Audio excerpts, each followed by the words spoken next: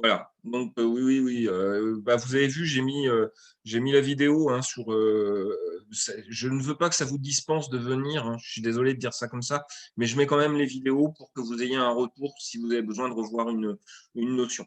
OK? Et n'oubliez pas, après, vous avez les enseignants de TD que vous allez voir à partir de la semaine prochaine. Vous allez aussi avoir une interaction privilégiée avec les enseignants de TD.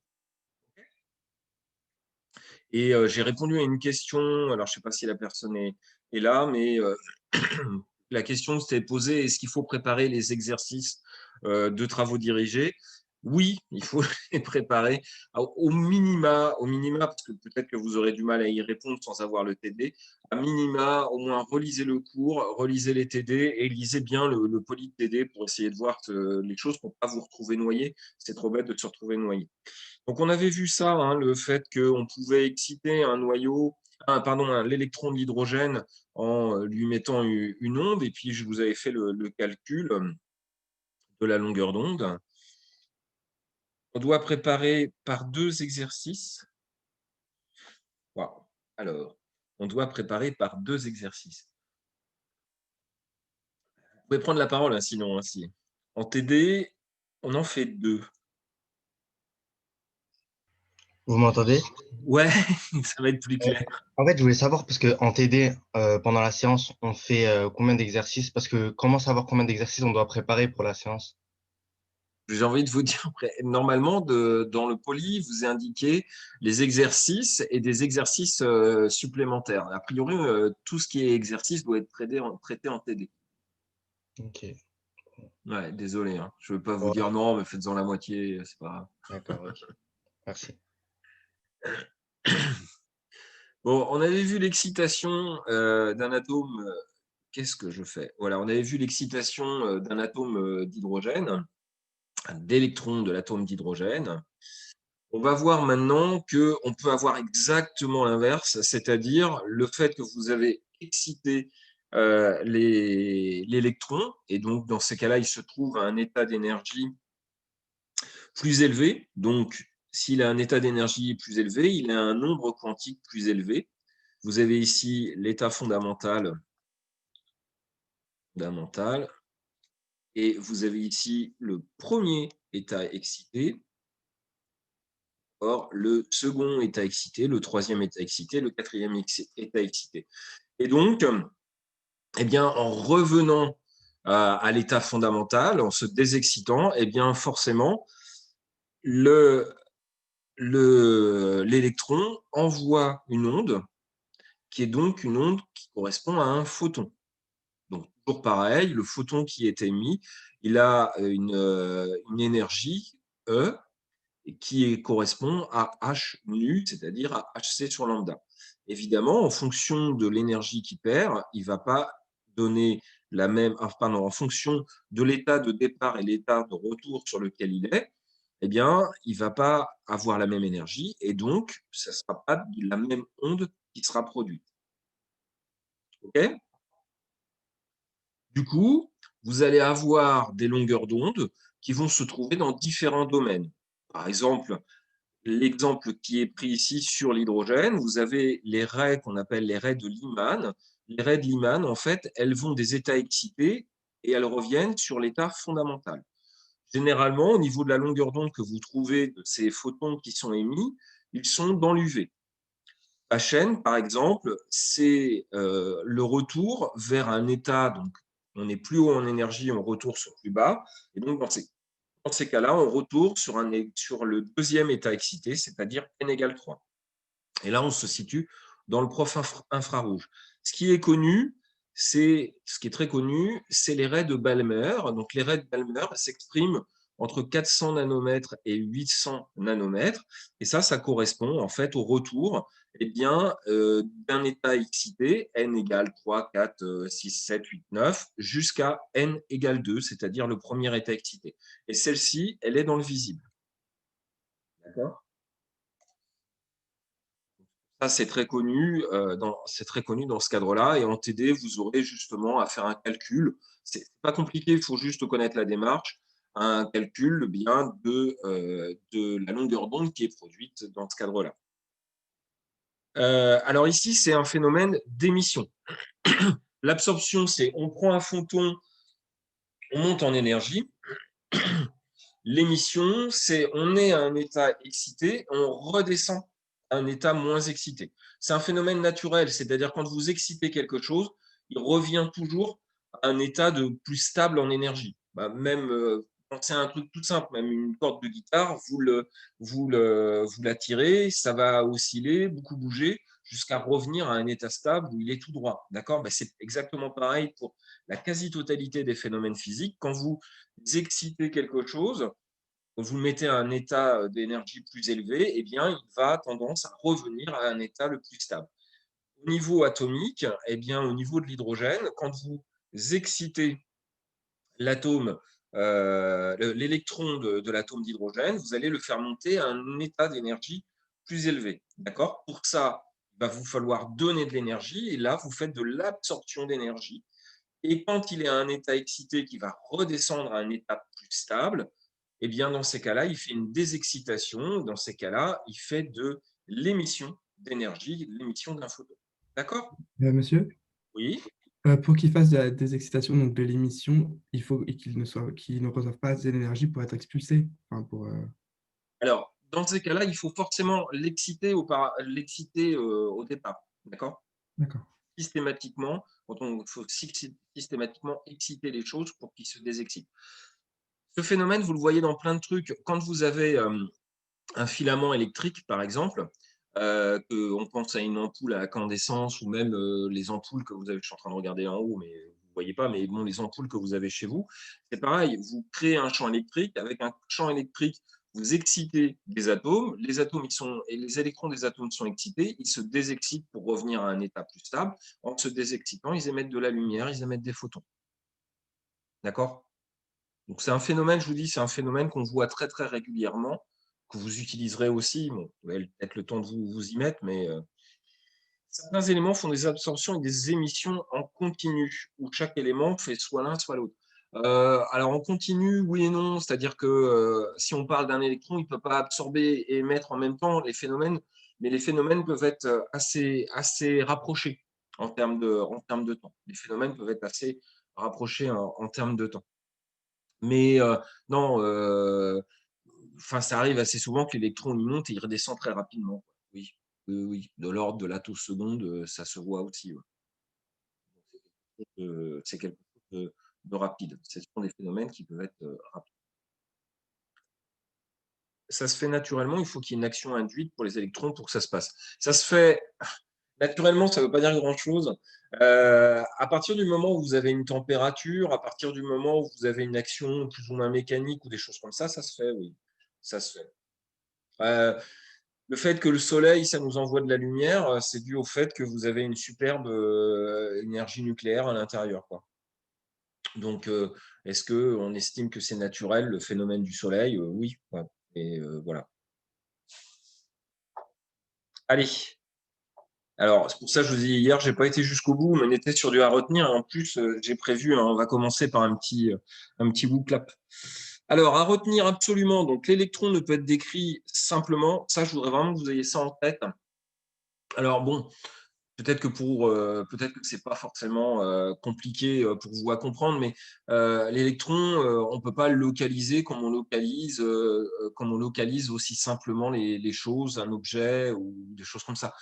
À titre d'indication, si aujourd'hui vous avez dans vos mains toute la physique, dite physique newtonienne, qui vous permet de calculer la position de quelque chose. C'est-à-dire que si je prends, là, j'ai une souris dans la main, si je la balance, en connaissant la force du vent, l'angle d'incidence, en connaissant la viscosité de l'air, etc., je suis capable de vous dire où il se trouve dans 2 secondes, quoi. Vous voyez ce que je veux dire? On a cette physique-là, elle est appelée physique déterministe. Dans, les électrons, le fait que ce sont des toutes petites particules, eh bien, on ne peut pas les décrire comme ça. Et donc, c'est pour ça on a fait intervenir des mathématiques différentes, sont les mathématiques et la mécanique quantique d'une façon générale. où cette fois-ci, on ne s'intéresse pas réellement, on ne peut pas réellement décrire où se situe l'électron, mais on va décrire plutôt le volume dans lequel il va se trouver, dans lequel il a de grandes chances de se trouver. C'est ça qu'on va appeler une orbitale atomique. Pour décrire cet électron, on a besoin de 3 nombres quantiques, n, l et m, qui vont permettre de décrire dans quelle espèce de volume il est, quelle énergie il a. D'accord? C'est ça qui va nous aider. Et tout ça, ça provient de la résolution mathématique de l'équation de Schrödinger. Résolution mathématique, je vous ai dit hier, ça ne se fait pas simplement, ne serait-ce que parce qu'on est obligé de travailler dans ce qu'on appelle des coordonnées sphériques. Donc, c'est pas simple. Bon, c'est pas si compliqué que ça, mais c'est pas simple. Et du coup, c'est plus au programme, c'est pas au programme des cours. D'accord? Si vous voulez trouver plus de renseignements, vous tapez résolution de l'équation de Schrödinger. Je suis sûr que vous allez tomber sur des tas de résolutions sur YouTube ou des choses comme ça.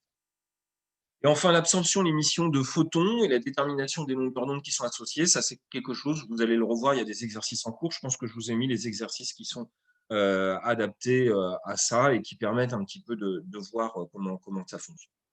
Okay, et donc, bah ouais, du coup, on va commencer par un petit bouclap, non? Moins que... Bon, de toute façon, c'est moi qui décide. Hein.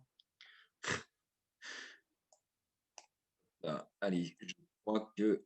Alors, le code, il était à l'écran, c'est... Donc, c'est booklab.com/02 chimie.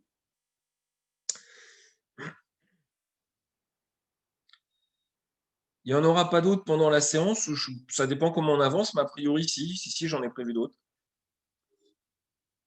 Alors, on va essayer d'aller un petit peu plus vite sur ça d'ailleurs. Et donc, j'ai bien vu aussi où est-ce qu'on pouvait faire afficher non pas les 3 premiers, mais on va dire les 10 premiers. C'est le deuxième lien sur Moodle. Ouais, ça doit être ça, question de cours. Moodle. Ouais, je sais, mais ça, c'est l'autocorrection. Vous devez peut-être être sur un smartphone. On se fait tous savoir à écrire un modèle sur. De la même façon, quand j'écris sur Moodle et quand on répond sur Moodle, il faut faire attention. Quand on appuie sur Entrée, on ne fait pas ce qu'on appelle un retour chariot, mais on envoie le message. C'est particulièrement merdique pour répondre aux gens. C'est pour ça que des fois, pour ceux qui m'ont envoyé des messages, j'ai répondu par email. Du coup, c'est simple des fois pour moi. Vous pouvez aussi envoyer par email plutôt que Moodle. Enfin, vous faites comme vous voulez. Hein, mais... Bon, 89, 90, attention. Normalement, le mode complète est on. Hein. 92, allez, j'attends. Il y a 109, 93, 94. Qui dit mieux? Profite. 97. Bon, de toute façon, tout le monde peut se connecter. Hein. Allez, 1, 2, 3. Allez, c'est parti. La lumière est composée de photons qui ont une énergie égale à... Toc, toc, toc, toc. Voilà. Vous le voyez, peut-être vous, l'image. Que représente H? Alors, la constante d'Einstein, la constante de Planck, la relativité et toujours la réponse D qui est possible pour la fameuse D, la réponse D.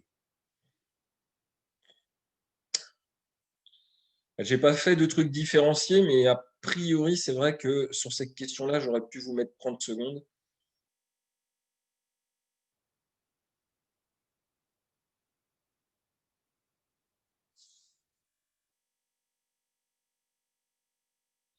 Ouais, on va voir flou. Ouais. Ouais, je sens qu'il y a des gens qui ont des belles lettres. Mais je ne sais pas de quand date ce sketch hein, de Cadet Olivier. Mais bon. Bref, allez, on ne peut plus voter. C'est votre dernière bafouille, ouais, tout à fait. Ouais, je suis assez d'accord. Alors, c'était la constante de Planck. Bon, c'était facile, c'était la constante de Planck. Allez, on affiche les 20 premiers. Je ne sais pas comment ça passe si j'instille les 20 premiers. Ah ouais, là, on a pas mal d'égalité. Et donc, c'est bien par ordre alphabétique. Hein. C'est bien par ordre alphabétique. Ouais. Je pense qu'il y a 93% des gens qui sont dedans. Hein. C'est bien. Allez, on continue. Ah ouais, mais c'est la même question cette fois-ci. C'est que représente C? La constante d'Einstein, la constante de Planck, la vitesse de la lumière. La réponse D. Son pseudo par A, ouais, c'est pas impossible. Mais en fait, si on regarde hier, ils étaient pas nombreux à avoir tout bon. D'accord? Donc, et vous n'allez pas avoir que des trucs, je vous ai pas mis que et H, que et C, que et D, etc., etc. Bon, après, je peux peut-être arrêter maintenant. Non, il y a encore des gens à répondre. Bon, allez. J'arrête maintenant les votes. Tac. Et donc, on va représenter, c'est évidemment, ouais, il n'y a pas grande difficulté là-dessus, hein. C'est évidemment la vitesse de la lumière et l'ordre alphabétique est encore important dans ce cadre-là, évidemment. Là, ça. Off. Il y a quand même des gens qui se sont plantés avec la constante de Planck. Non, ce n'était pas exactement la même question. On continue. Alors, toujours la même équation. Que représente le lambda? Alors, je n'ai pas trouvé les lettres grecques sur Booklap. Donc, eh bien, c'est la fréquence de la lumière, la constante de Planck, la longueur entre l'état initial et l'état final, ou la longueur d'onde. Ça ne devrait pas être très dur. C'est des questions un peu copier-coller pour moi. C'était assez simple à faire. Non, la rapidité compte pas. J'ai demandé justement, pour tout vous dire, j'ai envoyé un message à Booklap parce que la rapidité comptait pas. Ils m'ont expliqué que c'est pour être égalitaire avec les études, avec les personnes qui n'ont pas forcément une bonne connexion. Et ben voilà, faire attention. Il y a pas grand-chose à gagner.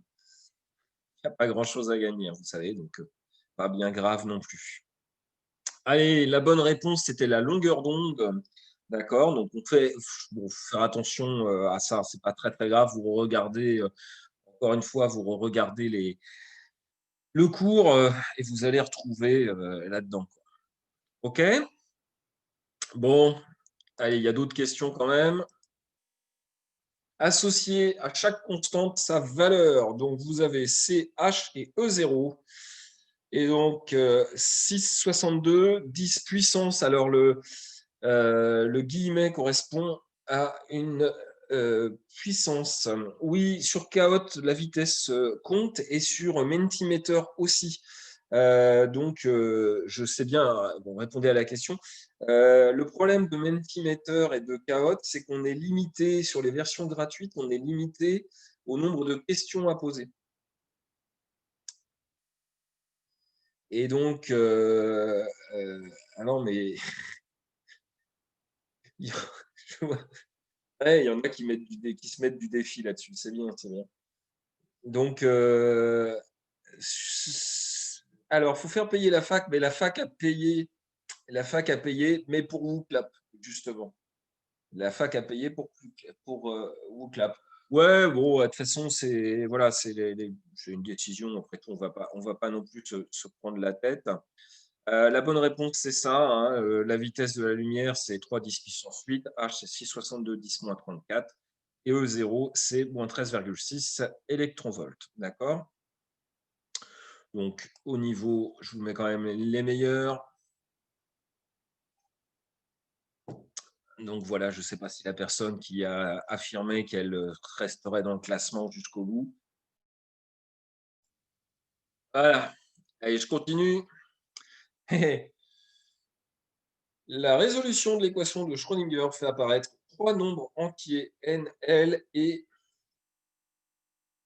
n. Ah oui, pardon, n, l et m. N est appelé nombre quantique.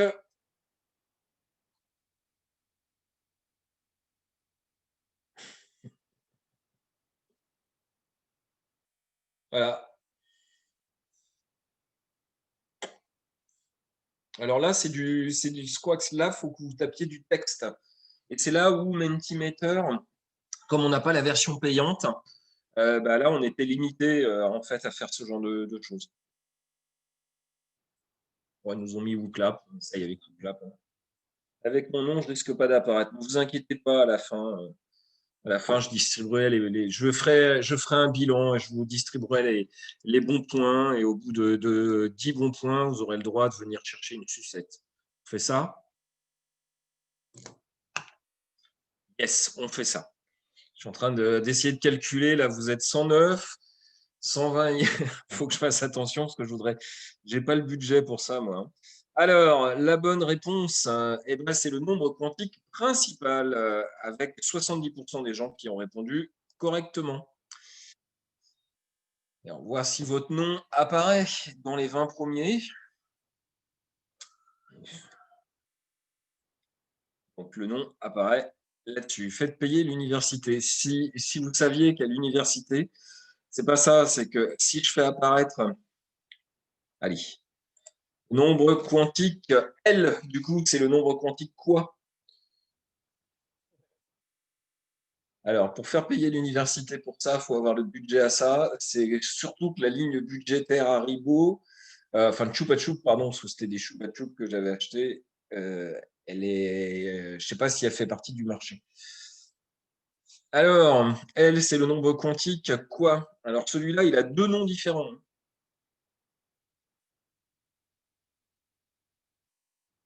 Et si je suis malin, j'ai mis les deux noms.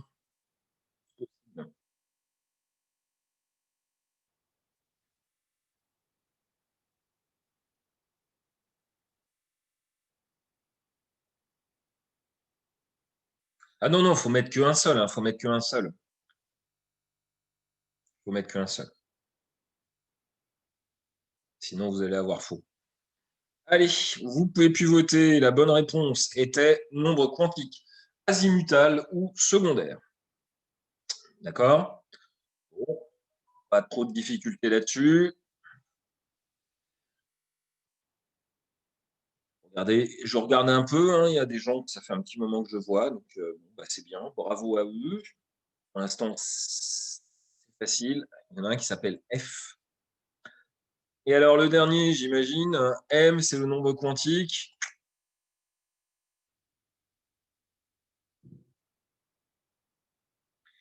Ah, vous aviez quand même bon à avoir mis les deux. D'accord, ok, bah, c'est bon à savoir pour moi. Bon à savoir pour moi.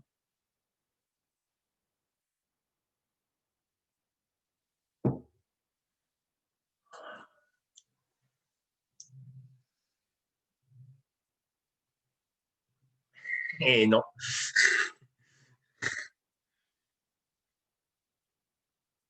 D'accord. Alors, pour M, il n'y a pas plusieurs réponses de possibles, hein, il n'y en a qu'un.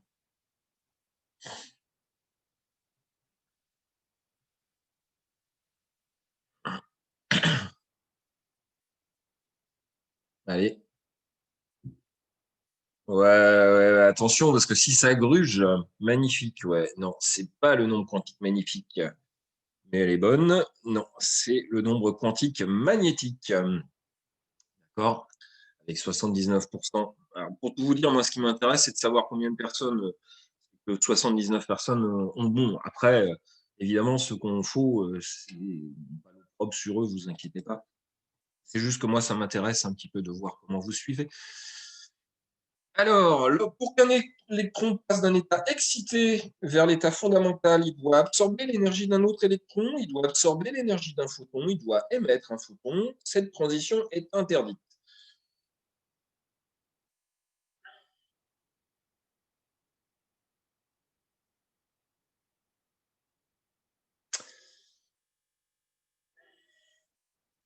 Alors, franchement, ceux qui cherchent à perturber les autres en mettant des messages sur le chat, je trouve ça petit. Voilà, pour tout dire.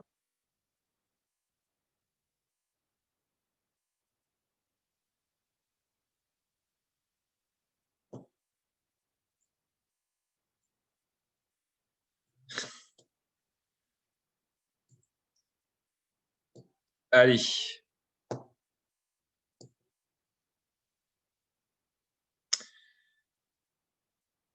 Alors, on y va. On regarde la bonne réponse. Donc, effectivement, c'est émettre un électron. Souvent, la confusion, c'est entre absorber et émettre. Attention, quand on n'absorbe pas l'énergie d'un autre électron, on fait attention à ce genre de choses. D'accord?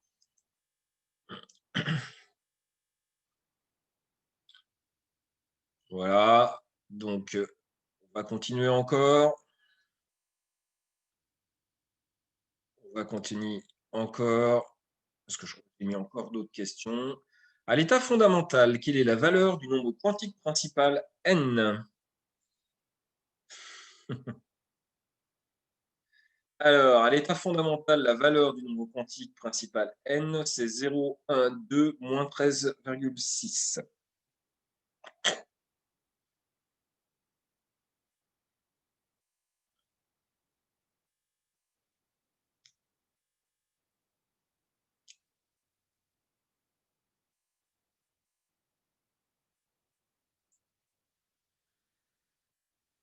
Alors, si j'ai mis cette question-là, c'est qu'il y a souvent sur les copies, il y a pas mal de confusion. Donc, ah ouais, ça pardonne pas, hein, mais bon, c'est la vie. Mais pour revenir, oui, c'est des choses qu'on voit assez souvent, c'est des erreurs un petit peu bêtes. Donc, faites attention à ça. Bon, là, je pense que j'ai bien insisté. Donc, normalement, vous devez tous avoir trouvé, quasiment tous, hein, que c'est n égale 1. Alors, attention, n égale 0, ça, c'est une erreur classique. C'est une erreur classique, mais non. N égale 1, d'accord? Alors, c'est les entiers naturels non nuls. Donc, c'est, je sais pas, vous savez, je sais plus si vous vous souvenez de ça. C'est l'ensemble n étoiles. Vous vous souvenez de ça?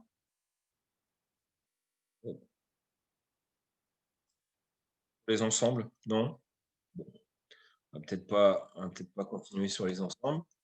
On ne peut pas diviser par 0, ça c'est clair. Et enfin, moins 13,6, attention, moins 13,6, c'est autre chose. Vous voulez les classements, hein. J'ai bien compris que vous vouliez les classements.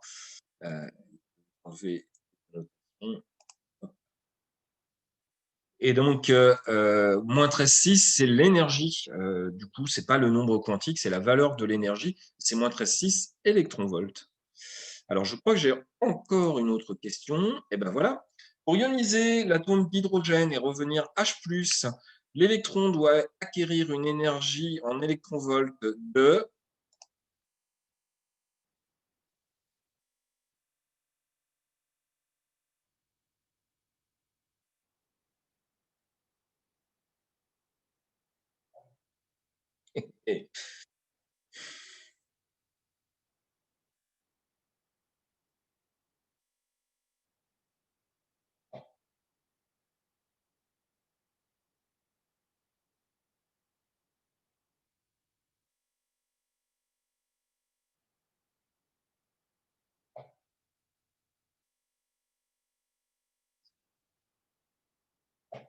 Alors, ouais. Point ou virgule, ça, je ne sais pas. Je vous laisse répondre à ça.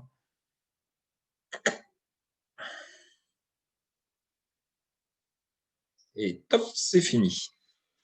Alors, c'est fini. Et la bonne réponse, c'est 13,6. Attention, là, j'ai 58% des gens qui ont répondu correctement. Parce que je pense qu'il y en a qui ont répondu moins 13,6, non? Peut-être ça le problème. Ouais, je pense que virgule et point fonctionnent, mais il y en a qui ont dû répondre au moins 13,6. Donc, je verrai ça. Et ce n'est pas moins 13,6 parce que c'est l'énergie qu'on doit acquérir. Ah, là, c'était, je me doutais un peu, hein, que c'était le piège que ça allait avoir. Et ça va. Ouh! Vous voyez déjà là, c'est méchant, hein, mais déjà, j'en ai qui sont en deux. Les gens qui sont en deux, là, c'est ceux qui n'ont pas réussi à tout bien répondre. Donc, même s'ils sont dans les 20 premiers, évidemment, ils n'auront pas droit au bon point. D'accord? Allez, on continue. Ah, c'était la fin. C'était la fin. Alors, on va revenir à l'arrière. Hop, hop, hop, hop, hop. Comment je fais pour revenir en arrière? J'aurais été dans le top 5, ouais. Ouais, c'est ce qu'on dit, hein. Attendez, je vais essayer de sauvegarder. Bon, je sauvegarderai ça après, parce que de toute façon, je conserve les trucs. Et, on va avancer dans le cours, comme ça, on va pouvoir refaire un autre clap et vous allez pouvoir vous venger. D'accord? Page de clap. Ok, allez, vous revoyez donc bien l'écran là. On repart sur la partie cours. Et on va parler d'autre chose. On va parler, je ne vois pas le titre, mais normalement, on va parler maintenant d'orbital atomique. D'accord? On va parler d'orbital atomique et donc de ces espèces de petites formes un petit peu bizarres. Vous voyez écrit PX, PY, PZ. Mon partage d'écran est en pause. Qu'est-ce qui se passe? Reprendre le partage. C'était bon, c'est bon, j'ai dû faire une bêtise là. Ouais, ça doit être bon, hein. Donc, on va parler justement de PX, PY, PZ. Vous allez voir, c'est un petit peu étrange sur quelques points. Et on va revenir un petit peu sur les nombres quantiques, justement, parce qu'on va les retrouver un autre intérêt, justement, pour décrire. Et cette fois-ci, on ne va pas parler que de l'énergie, comme on a parlé pour l'hydrogène, mais on va parler justement des formes qu'on a. Donc, on a bien 3 nombres quantiques nécessaires pour la résolution de l'équation de Schrödinger. Le nombre quantique principal, n, ici, je reprends là-dessus. Le nombre quantique secondaire, L, et le nombre quantique magnétique, M, avec les définitions qu'on a comme ceci et comme ceci. D'accord? Alors, ce qu'il faut bien voir, c'est que N va définir donc, la couche électronique et ça va définir la majeure partie de l'énergie. L, par contre, va définir la forme de l'orbital atomique et M va définir l'orientation de l'orbital atomique. Et on verra par la suite qu'il y aura besoin de rajouter un autre nombre quantique pour décrire bien complètement les atomes et notamment pour décrire complètement tous les électrons. Donc plus n est grand, et gardez ça en tête, plus n est grand et plus l'électron va être loin du noyau. C'est pour ça que l'énergie est moins forte. C'est-à-dire que si on reprend toujours au niveau de l'énergie de l'hydrogène, vous allez avoir les électrons qui sont autour du noyau, l'électron qui est autour du noyau qui a une énergie forte, et puis il est proche du noyau, d'accord? Et quand il va avoir une énergie plus élevée, il va être un petit peu plus éloigné, il va être éloigné du noyau, etc., etc. D'accord? Et donc, les orbitales atomiques vont représenter le volume dans lequel on a 95% de chance, 95% de chance de trouver l'électron, de probabilité ou de chance de trouver l'électron. Alors, justement, quelles vont être les formes des orbitales atomiques? Elle va définir la forme des orbitales atomiques. Elle, je vous rappelle, c'est un entier qui peut prendre les valeurs de 0 à n-1. C'est-à-dire que quand n égale 1, L est forcément égale à 0. Quand n est égal à 2, L peut prendre la valeur de 0 ou 1, etc., etc. Chaque valeur de L est associée à une lettre. Il va vous falloir apprendre par cœur. Quand L égale 0, on dira qu'on a une orbitale de type S. Quand L est égale à 1, on a une orbitale de type P. Quand L est égale à 2, on a une orbitale de type D. Et quand L est égale à 3, F. Alors, il y a des significations, sharp, principale, diffuse, fondamentale. Ce n'est pas nécessaire de s'en souvenir de ça. D'accord? Par contre, S, P, D et F, oui, ça va être nécessaire de s'en souvenir. D'accord? Donc, L égale 0, orbitale de type S. L est égale à 1, orbitale de type P. L est égale à 2, orbitale de type D. L est égale à 3, orbitale de type F. Et après, c'est l'alphabet, G, H, I, J, etc. etc. D'accord? Alors, vous allez voir, ça a un sens en termes de forme. Justement, on va s'intéresser aux orbitales de type S. C'est les orbitales qui vont être les plus simples pour vous à prendre en compte. Vous avez ici une sphère, tout simplement, et le noyau, il est au centre de cette sphère. Je vous rappelle, le noyau, c'est, si vous vous souvenez un petit peu de cette espèce d'image où je vous disais, si c'est une bille, le volume, eh bien, il est de 50 mètres. J'ai donné une image avec avec un terrain de football. Là, je vous ai fait un tout petit point rouge. C'est presque, c'est quasiment ça, hein. C'est-à-dire, c'est juste un point où est le noyau et autour, dans tout ce volume-là, vous avez l'électron qui est dans une orbitale de type S. La représentation symbolique, parce que on vous demandera pas en examen, on vous demandera pas de dessiner des sphères. Donc, la représentation symbolique, c'est de représenter tout simplement un cercle. D'accord? Alors, je vous ai dit, plus n est grand et plus la taille des orbitales est grande. Donc là, je vous ai pris un exemple sur une orbitale de type 1s. Donc l'orbitale, c'est tout autour du noyau. Oui, l'orbitale, elle est autour du noyau, mais vous allez voir, les formes ne sont pas forcément des formes sphériques. Ici, sur les orbitales s, ce sont des formes sphériques. Donc vous avez ici la 1s, et donc à chaque fois, je ne vous refais pas le point à chaque fois, mais vous avez au centre, vous avez le noyau. D'accord? Donc vous voyez qu'entre la 1s et la 2s, le volume est beaucoup plus grand sur la 2s. Sur le 3s, le volume est beaucoup plus grand, et la 4s, le volume est beaucoup plus grand. D'accord? Donc, gardez en tête que cette fois-ci, à chaque fois, eh bien, plus vous montez en énergie, donc plus n augmente, donc euh, l'énergie, on va dire, elle augmente aussi dans le sens où elle est plus de moins 13,6, mais elle va devenir à moins 3,4 ou des choses comme ça. D'accord?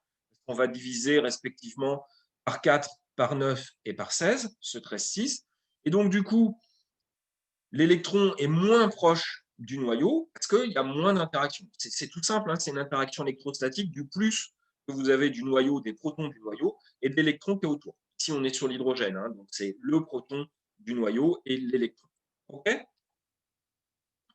Alors maintenant, on va passer à quelque chose. Alors, les niveaux d'excitation correspondent aux couches électroniques du coup? Oui, oui, oui. Dans le cas de l'hydrogène, oui, pas de problème. On va passer maintenant aux orbitales de type P. Alors là, ça commence à être un petit peu différent, parce que cette fois-ci, on fait la vidéo, cette fois-ci, vous allez avoir une orbitale avec deux volumes différents.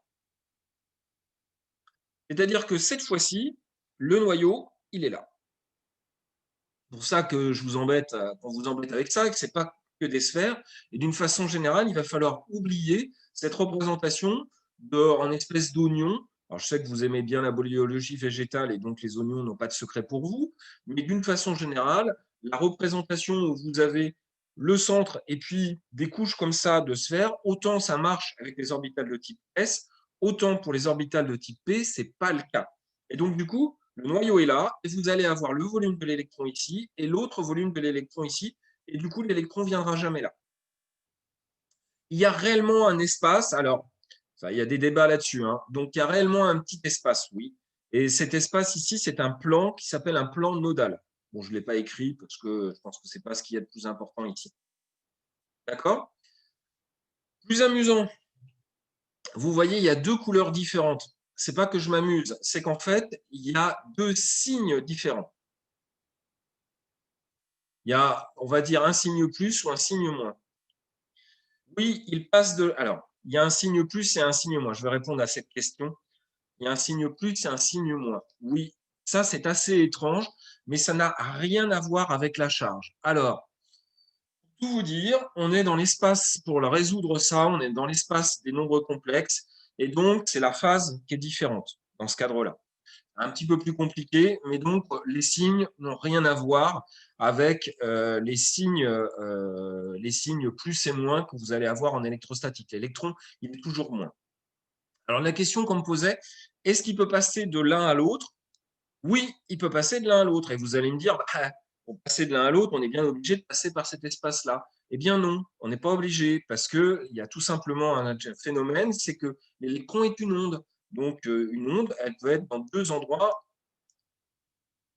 pas en même temps, mais elle peut passer d'un endroit à un autre, sans aucun problème, sans être obligé de passer par ça. Vous allez même voir que cette notion d'électron qui est aussi une onde, vous allez le voir également dans ce qu'on appelle l'effet tunnel, qui est un phénomène quantique très utilisé, même en microscopie. D'accord? Donc, on peut passer d'un truc à l'autre. C'est génial, oui, on va dire c'est génial, enfin, c'est comme ça. Pourquoi deux signes différents? Je vous dis, c'est deux signes différents, ça va avoir un sens. Donc, deux signes différents, c'est le fait que les lobes ne sont pas exactement pareils. On est obligé de faire apparaître deux signes pour la résolution de l'équation de Schrödinger, et ça correspondra à des phases de l'onde différentes. Alors, l'effet tunnel, c'est ce qui provoque des explosions dans les silos à grains? Pas du tout. Pas du tout. On ne va pas parler des explosions dans les silos à grains, mais ce n'est pas du tout ça. Le passage d'un électron modifie son signe. Oui, le passage de l'électron d'un lobe, si l'électron va passer d'un lobe à un autre lobe, il va modifier son signe. Oui. Alors, l'électron, je vous dis, qui se promène ici, il peut se promener là et là en même temps. De fait, quand je vous dis qu'on ne sait pas où il est, c'est la réalité. C'est-à-dire qu'à chaque moment, on ne sait pas si l'électron il est là ou il est là. On sait qu'il est dans ce volume-là et dans ce volume-là, que s'il est dans ce volume-là, il n'a pas le même signe que ce volume-là. D'accord? Et la réponse sur les silos à grains est bonne. Okay, mais bon, c'est un peu plus complexe même encore que ça, mais je voudrais vraiment qu'on revienne sur la quantique, parce que là, c'est quand même pas ça. OK, donc, les orbitales de type P sont comme ça. Allez, il y a trois orientations possibles. Alors, pourquoi il y a trois orientations possibles?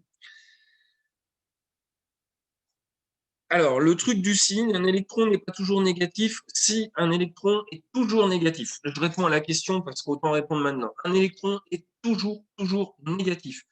Là, c'est le signe qu'il a c'est le signe de l'orbital. D'accord? C'est le signe de l'élément de volume. Et pour vous donner peut-être quelque chose de concret pour vous, plus concret pour vous, ça correspond à la phase de l'onde. Sachez que l'électron est aussi une onde.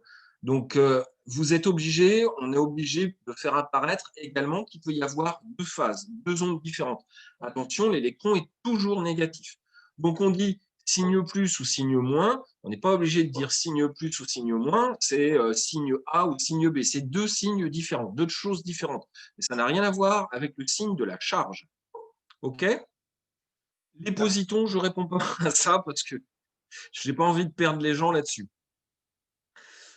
D'accord? Et si ça vous intéresse, faites Wikipédia sur les positons, vous allez avoir plein de choses intéressantes là-dessus. Alors, orbital de type P, je reviens là-dessus, juste orbital de type P, ça veut dire L est égal à 1.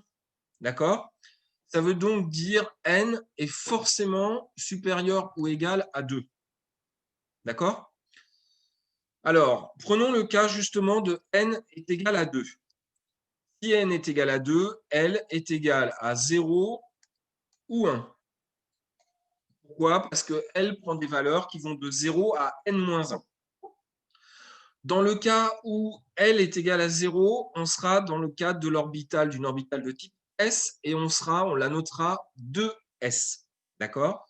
Quand on sera dans le cadre de l'orbital de type dans L égale 1, on correspondra à l'orbital de type 2P. Ici, on fait apparaître N. D'accord? On va le revoir, ne vous inquiétez pas là-dessus. Donc ici, on est dans l'orbital de type 2P. Si L est égal à 1, M prend les valeurs de moins L à plus L, c'est-à-dire prend les valeurs de moins 1, 0 et 1. D'accord? Il y a donc trois orientations. Moi, je n'arrive pas à écrire.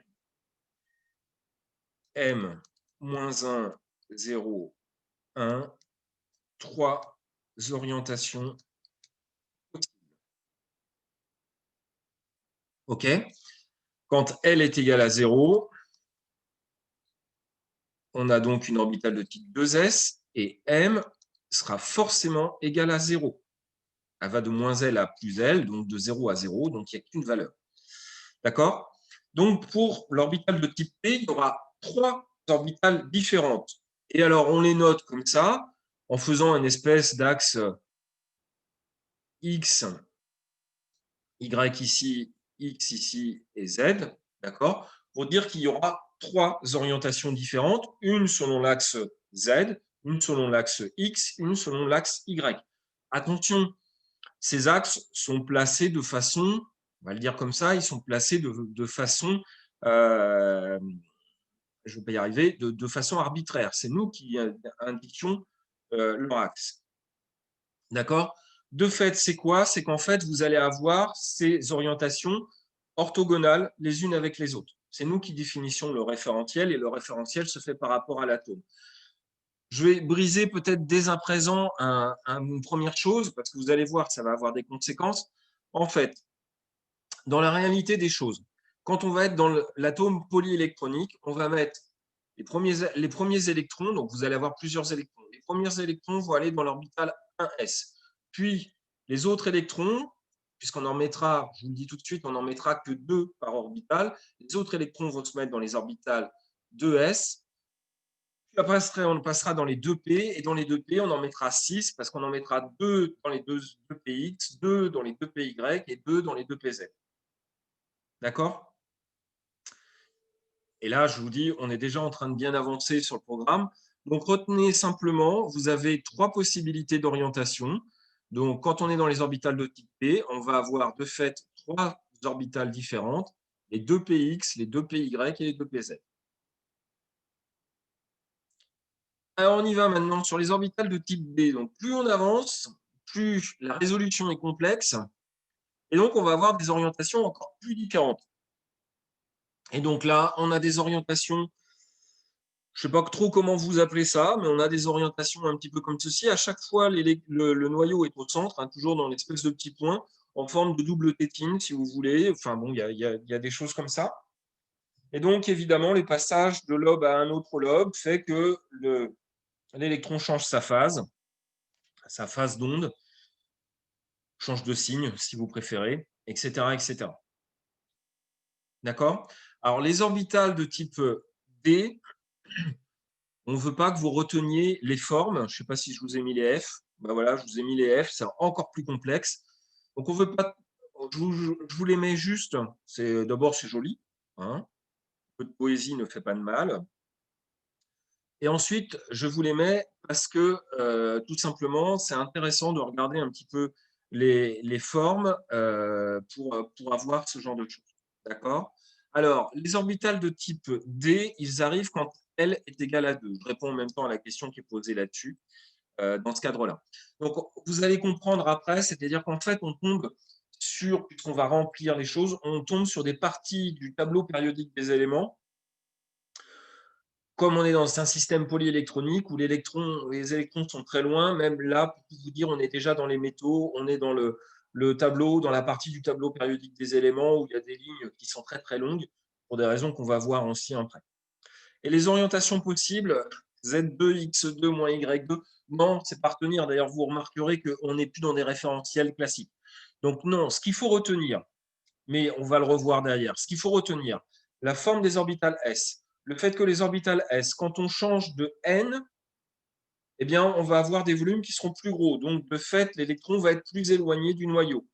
Ensuite, on a les orientations de type P, avec la forme des orbitales de type P et le fait qu'on a plus de 3 orientations possibles.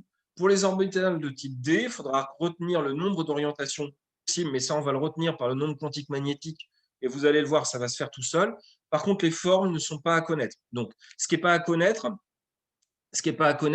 c'est Z2, X2 Y2, XY et YZ, etc., etc. Par contre, si on compte, on voit 1, 2, on est sur les orbitales de type D. 3, 4, 5 orientations. D'accord? 5 orientations. Pourquoi 5 orientations? Parce que je vous dis que M, il varie entre moins L à plus L. Ça fait donc, il prend les valeurs de moins 2, moins 1, 0, 1, 2, 1, 2, 3, 4, 5 orientations. D'accord? C'est ce qu'il est, ouais, je trouve aussi. Alors, ce sont des modèles. Ce sont des modèles. Hein. Ce sont des modèles. Donc, en fait, c'est des modèles mathématiques. Hein, même pour tout vous dire, le logiciel que j'ai utilisé pour faire ces figures-là, c'est un logiciel qui fait des résolutions de maths. Hein. Donc, c'est des modèles. Il faut bien avoir ça en tête. Néanmoins, à ce jour, ce n'est pas vraiment contredit. OK? Donc, pour l'instant, on n'a pas d'autres modèles là-dessus. Non, je ne suis pas un crack. Ce genre de choses. Donc, les orbitales de type F, c'est encore plus complexe. Et il y a 7 orientations. On va en reparler après. Donc là, je ne les ai pas toutes représentées sur les orbitales de type F. Alors, on va continuer. Alors, je suis désolé, je bouge ça, c'est simplement… Voilà. Orientation et casse quantique. Alors, on va…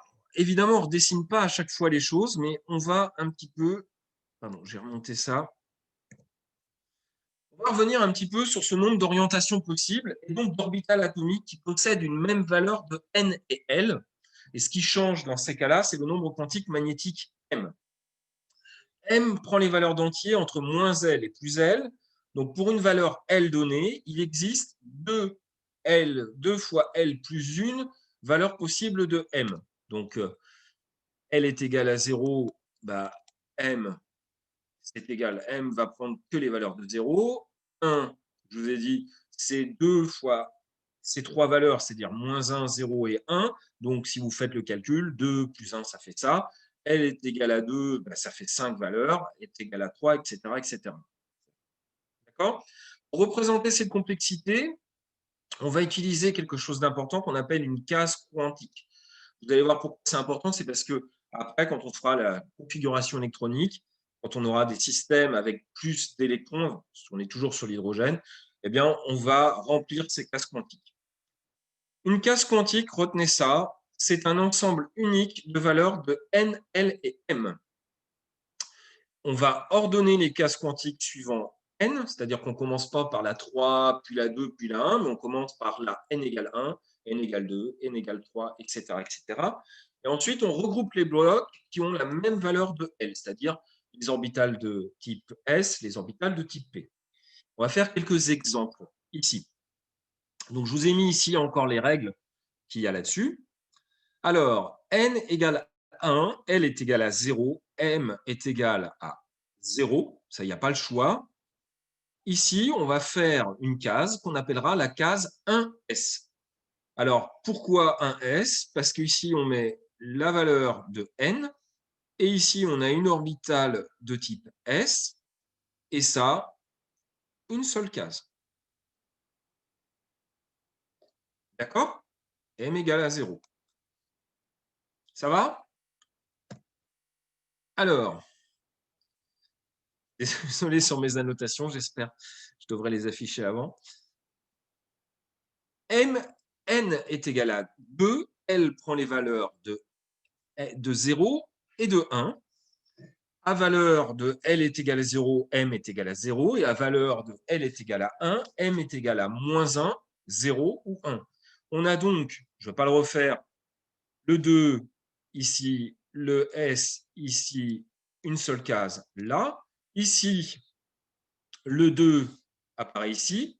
L est égal à 1, orbitale de type P qu'on retrouve là. Et là, moins 1, 0, 1, moins 1, 0, 1. Donc, 3 cases. OK? Orbitale de type n, pardon, n est égal à 3. N est égal à 3. L prend les valeurs, donc c'est écrit ici entre 0 et n-1. Donc, L prend les valeurs de 0.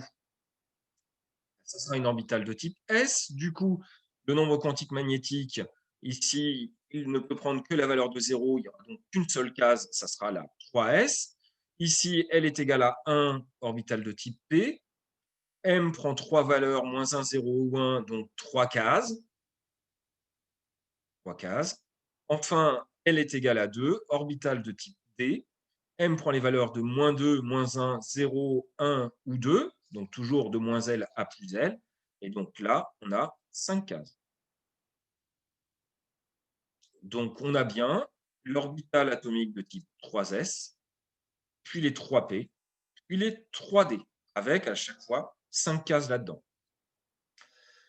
Les orbitales atomiques qui ont les mêmes valeurs de N et L s'appellent une sous-couche électronique. Et ceux qui partagent la même valeur de N s'appellent une couche électronique. Alors, sur un rapport, on va revoir après, c'est que vous allez voir, on va retrouver ça derrière sur je vais y arriver. On va revoir ça après vraiment massivement sur le tableau périodique des éléments, parce que le plaisir, c'est de retrouver que dans le tableau périodique des éléments, vous allez retrouver justement ce type de classification. Ça fera le lien avec la quantique, c'est quand même pas mal. Alors, à retenir, qu'est-ce que j'ai pour lire? Ouais, à retenir absolument. Donc, à retenir absolument, je crois que j'ai encore un book-lap. La règle pour la détermination des trois nombres quantiques. Donc, 1, 2, 3, 4 pour n, L de moins 1, de 0 à n-1 et M de moins L à plus L. Les orbitales atomiques S, P, D et F, la forme des orbitales atomiques de type S, celle de P, et ensuite la complexité des formes des orbitales de type D et F, en sachant en sachant quels sont les orients, enfin, que c'est complexe et que ça va avoir des formes un petit peu plus complexes. Retenir que les orbitales atomiques représentent le volume dans lequel nous avons 95% de chances de trouver l'électron. Et enfin, que les orbitales atomiques ont des signes différents. Et enfin, savoir construire les cases quantiques. Vous allez voir, on va voir ça après. Enfin, savoir construire les cases quantiques. Alors voilà, oui, ça c'était détente hors cours. Si vous avez envie de rigoler sur la mécanique quantique, parce que c'est un peu la fin de la partie physique quantique, on va dire ça comme ça, il y a un sketch assez drôle de Alexandre Astier sur la physique quantique, un bilan mitigé. Donc, ça n'a rien à voir avec. C'est pas vrai, hein, évidemment, ce qui est raconté. Mais il y a des bonnes blagues sur les têtes des personnes qui travaillent au CNRS, comme j'en fais partie, j'ai bien rigolé là-dessus. Mais évidemment, ça n'a rien à voir avec du cours, hein. Et donc, bah ouais, j'ai un lien là-dessus. J'ai un lien là-dessus. Alors, attendez, je vais revenir. Moi, j'ai une barre en plus. Ouais, mais je ne l'ai pas mis affiché, là, le truc. Là. Je vais l'envoyer, mais je ne l'ai pas mis affiché. Allez, vous allez voir.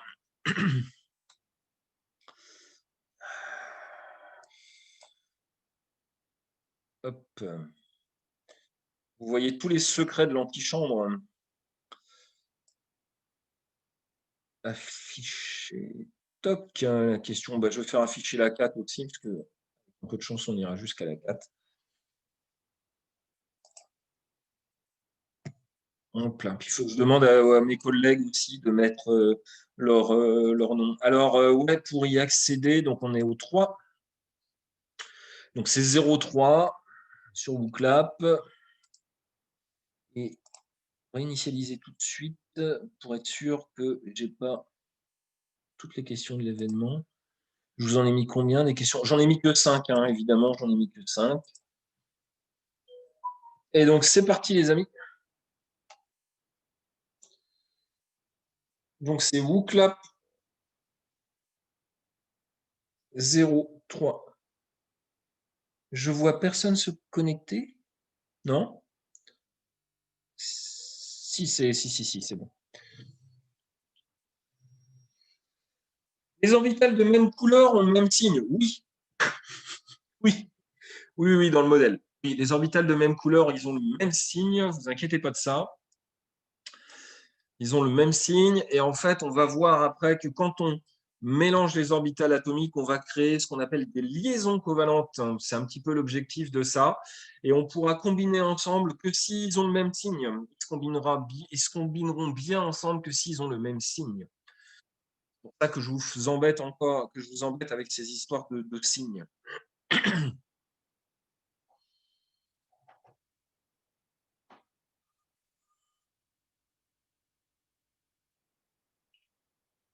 Bon, 69, on était monté à 100 tout à l'heure.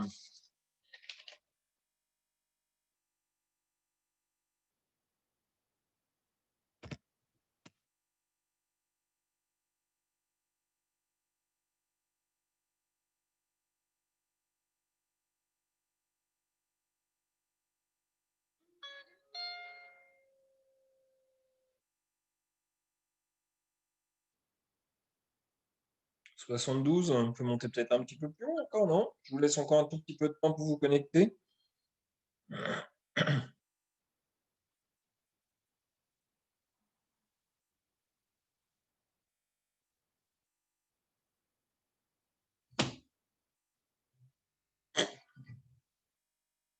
Non? On lance maintenant?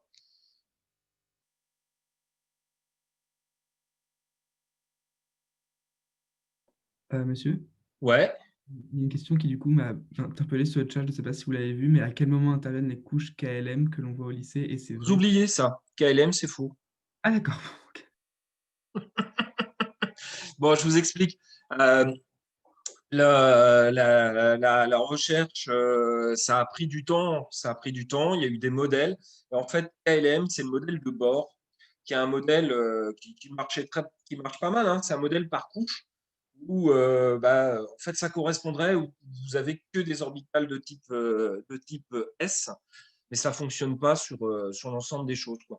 Donc, les KLM, voilà, ça marche pas. Donc, c'est pas correct. C'est pas correct, donc on le refait plus. Bon, 73, allez, on se lance. De toute façon, je pense qu'il y a moyen de se connecter entre-temps. Alors, quel nombre quantique définit la majeure partie de l'énergie? Ouais, j'ai le soleil dans l'œil. Je vais me permettre un petit peu de fermer un peu les volets ici.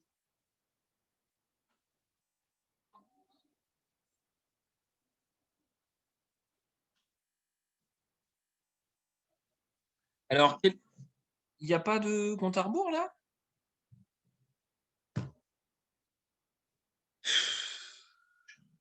C'est passé, il n'y a pas de compte à rebours. Bon. Alors, quel nombre quantique définit la majeure partie de l'énergie? Alors ça, c'est bien. 87% des gens sur 73 qui ont lancé. Donc, j'imagine que vous vous êtes connectés maintenant. Vous avez réussi à vous connecter et à lancer le truc. Du coup, je prends un tout petit peu de temps pour pas léser tout le monde.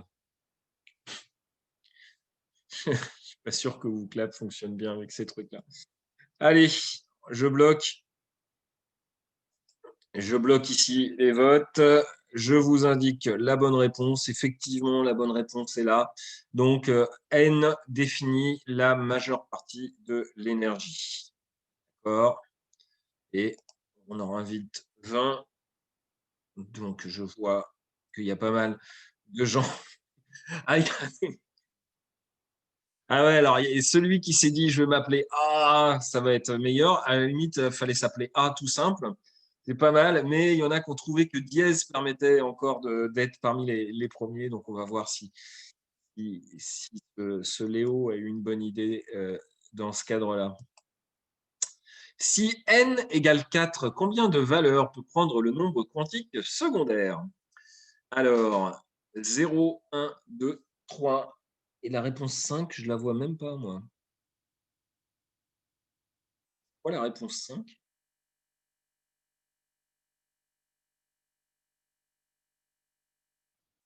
faudrait que je joue à ça, mais je ne suis pas sûr de voir la réponse. Je sais pas, j'ai pu comprendre qu'il y avait une réponse 5. Un peu trop rapidement.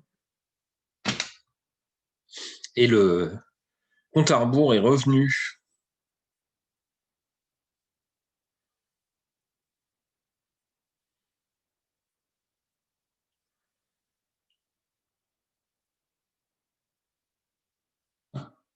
Attention les 10 dernières secondes.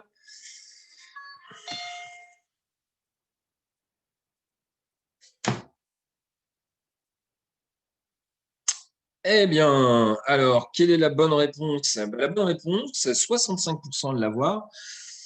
Eh bien, c'est 3. C'est 3, oui, parce que vous regarderez, mais n prend les valeurs de 0 à n-1. D'accord? OK?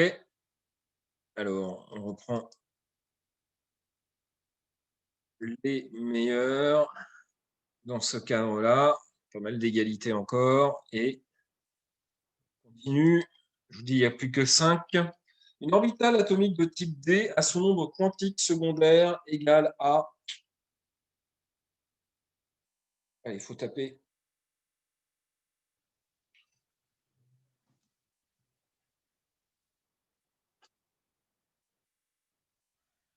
Ça sert là, le crayon qui marche.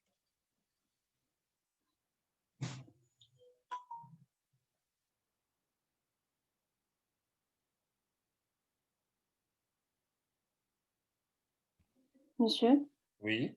Pardon, pour la question précédente, pour n égale 4, du coup, nombre quantique secondaire, il peut prendre 4 valeurs puisqu'on compte le zéro, non? Ça fait pas 0, 1, 2 et 3? Oui, j'étais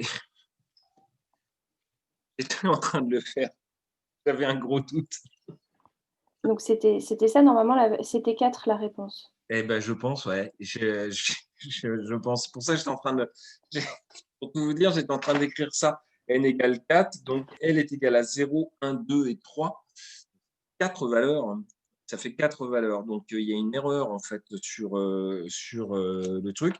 Donc, il y a une injustice flagrante, parce que du coup, j'ai compté bon ceux qui avaient 3. Donc, faut que je refasse des classements, en fait, hein. Que j'aurai les valeurs, hein, que vous avez mis. Donc, faut que je refasse les classements, ouais. Ouais, mais il y avait pas 4 du coup. Il Moi, n'y avait j'avais pas hésité 4. à cliquer Alors, sur la réponse 5 où il y avait rien écrit, mais je crois que 5, c'est moi qui ai oublié. Voilà, c'est ça. C'est que à 5, moi, j'ai oublié d'écrire 4, hein, tout simplement. Ça doit être ça.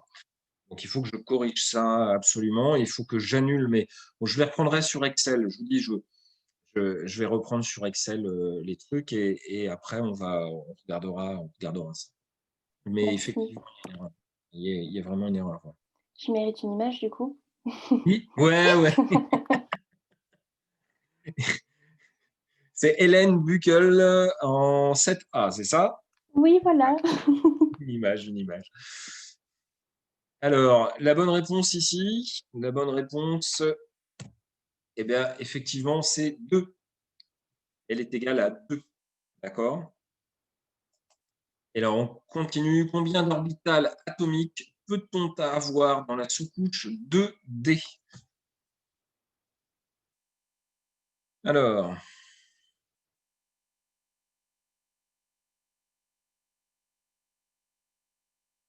qu'est-ce qui est écrit? J'ai l'impression qu'il y a plein d'erreurs.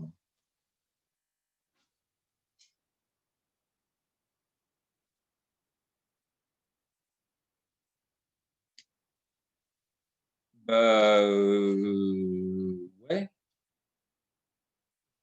Je suis pas d'accord en fait. Je suis désolé, mais je crois que celui-là, je me suis bien planté, hein, parce que là aussi, je suis pas d'accord avec les réponses, hein. Moi, j'en compte plus.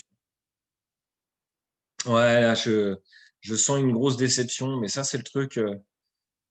J'ai dû faire ça en regardant une série, et voilà, et ça devait être trop. J'ai perdu. C'est comme quand on corrige des copies, en fonction. Voilà, je suis plus. Ouais, ouais, ouais, bah oui, oui, parce que là, la bonne réponse, je sais pas ce que je vous ai mis, mais normalement c'est 5, hein. Donc, ouais, non, c'est pas aucune, hein, mais normalement c'est 5. Ah oui, d'accord, ok. Ah si, si, si, si, si, si, si, c'est vicieux. Il n'y a pas, la 2D n'existe pas. Voilà, la 2D n'existe pas. Pourquoi la 2D n'existe pas? Et je retrouve où est-ce que je voulais en venir. Pourquoi la 2D n'existe pas? Parce que pour avoir une orbitale de type D, il faut forcément que L soit égale à 2 et que pour L soit égal à 2, il faut que N soit supérieur ou égal à 3. Donc la 2D n'existe pas. Donc la bonne réponse, c'était bien aucune. Et je n'avais pas faux là-dessus. Vous voyez, j'ai pas forcément confiance en moi-même. Et j'avoue que celle-là, elle est un peu vicieuse. Mais il y a quand même des gens qui ont réussi à répondre. Je pense que c'était la dernière question que j'ai sur cette série-là. Ah non, les orbitales atomiques qui ont même valeur de N et L s'appellent, comme elles veulent, une sous-couche électronique, une couche électronique, un corpus atomique.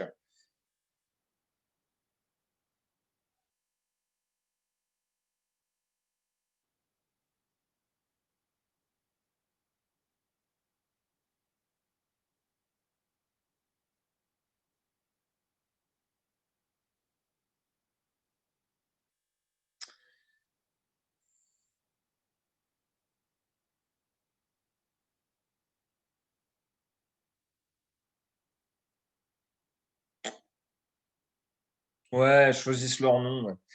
C'est possible. Bon, allez, 10 dernières secondes. Donc, vous reverrez en TD ça, mais la 2D ne peut pas exister parce que D, pour être une orbitale de type D, il faut avoir L qui est égal à 2. Et pour avoir L qui est égal à 2, N doit être au moins supérieur à 3. Quand on dit 2D, N est égal à 2 et L est égal à 2. Ce n'est pas possible. Voilà. C'est tout simplement pas possible. Alors, ça s'appelle une sous-couche électronique. D'accord, une sous-couche électronique. Bon, je vous dis sincèrement. Excusez-moi. Ouais. Est-ce que vous pourrez donner un exemple de sous-couche électronique? Parce que j'ai retenu ce que vous avez écrit dans le cours, mais je ne vois pas à quoi ça ressemble. Enfin, alors, une sous-couche électronique. Attendez, je reprends ça. Une sous-couche électronique, c'est quand vous avez, par exemple, la 2P, d'accord, ou quand vous avez la 3D, quand vous avez la 1S, eh bien, en fait, vous êtes dans une sous-couche, c'est-à-dire que, pour tout vous dire, les électrons qui sont dans les électrons qu'on mettra dans la 2P, dans les orbitales, dans les 3 orbitales atomiques 2P, ils auront les mêmes énergies. D'accord? Donc, c'est pour ça qu'on les regroupe dans ce qu'on appelle une sous-couche. Alors que par N, on regroupe ce qu'on appelle une couche électronique. Alors, pour tout vous dire, pour revoir par rapport au tableau périodique des éléments, je ne sais pas si vous avez un petit peu en tête sur le tableau périodique des éléments, donc ceux qui ont la même valeur de N s'appellent une couche. Donc, dans le tableau périodique des éléments, on va en parler. En N, en fait, vous avez les lignes. À chaque ligne, vous changez de N, quasiment. Et enfin, les espèces de blocs qu'on va retrouver, en fait, ça correspond justement à ces sous-couches, c'est-à-dire le bloc DS, le bloc DP, et puis quand on commence à descendre au milieu, le bloc DD, et puis le truc qui est porté encore un petit peu après, c'est le bloc DF. D'accord? Donc, c'est pour ça qu'on vous fait couche sous couche dans ce cadre-là. Et ben c'était tout. Je reviens un petit peu en arrière pour vous afficher donc les dernières choses. Alors ouais, là, j'avoue qu'avec avec les mauvaises formulations, c'est peut-être pas aussi satisfaisant que ça devrait être, mais bon, c'est comme ça. On va continuer, parce que ça vaut le coup quand même de continuer justement sur cette histoire de tableau périodique des éléments, parce que ça va être la suite un petit peu de ça. Et justement, on va rentrer dans, je ne sais plus quel titre j'ai mis, dans les atomes polyélectroniques. Donc pour l'instant, tous les modèles qu'on a vus, ce sont les modèles qui sont basés sur l'hydrogène, et on a parlé à chaque fois que d'un électron. Là, on va continuer, on va parler de ce qui se passe quand on a plusieurs électrons et comment on les met là-dessus. C'est une espèce de représentation où vous avez une liste là qui est mise à 1S2, 2S2, 2P6, 3S2, 3P6, 4S2. Alors, ça peut paraître un petit peu bizarre, mais vous allez comprendre après le remplissage qui est ici, là-dessus, parce que c'est justement un type de remplissage qu'on va faire comme ça. Alors, hop là, on va d'abord discuter d'un système un petit peu particulier, c'est-à-dire que sur les édifices qui n'ont qu'un seul électron, ah, c'est pas possible, sur quoi j'ai appuyé là? Voilà. Sur les édifices qui ont un seul électron, pourquoi je vous dis ça, pourquoi je bouge, c'est parce que, en fait, moi, le bord de zoom, il est juste sur mes titres. On va parler des hydrogénoïdes. Alors, hydrogénoïdes, ça fait un peu film de science-fiction, mais en fait, c'est tout simple. C'est que pour l'instant, on s'est intéressé aux hydrogènes. La question se pose, ces modèles mathématiques de l'hydrogène, est-ce qu'on peut aller plus loin dans les systèmes à un seul électron? Donc, de fait, l'équation de Schrödinger, elle peut tenir en compte, elle peut travailler bien que sur un seul électron. Et donc, il y a des gens qui se sont dit, non, ben, attends, on peut travailler encore avec d'autres atomes qui ont un seul électron, et ça s'appelle les hydrogénoïdes. Alors, la définition d'un hydrogénoïde, c'est très simple. On appelle l'hydrogénoïde un édifice monoatomique qui ne renferme qu'un seul électron. D'accord? Au-delà de l'hydrogène, alors c'est quoi? Il s'agit d'un ion sur lequel on a arraché un ou plusieurs électrons pour n'en garder qu'un seul. Donc, parmi les hydrogénoïdes, vous avez l'hydrogène, mais vous avez également l'hélium+.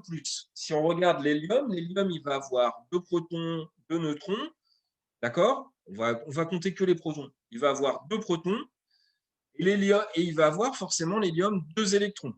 Mais si on lui en enlève un électron, du coup, il a 2 protons et 1 électron.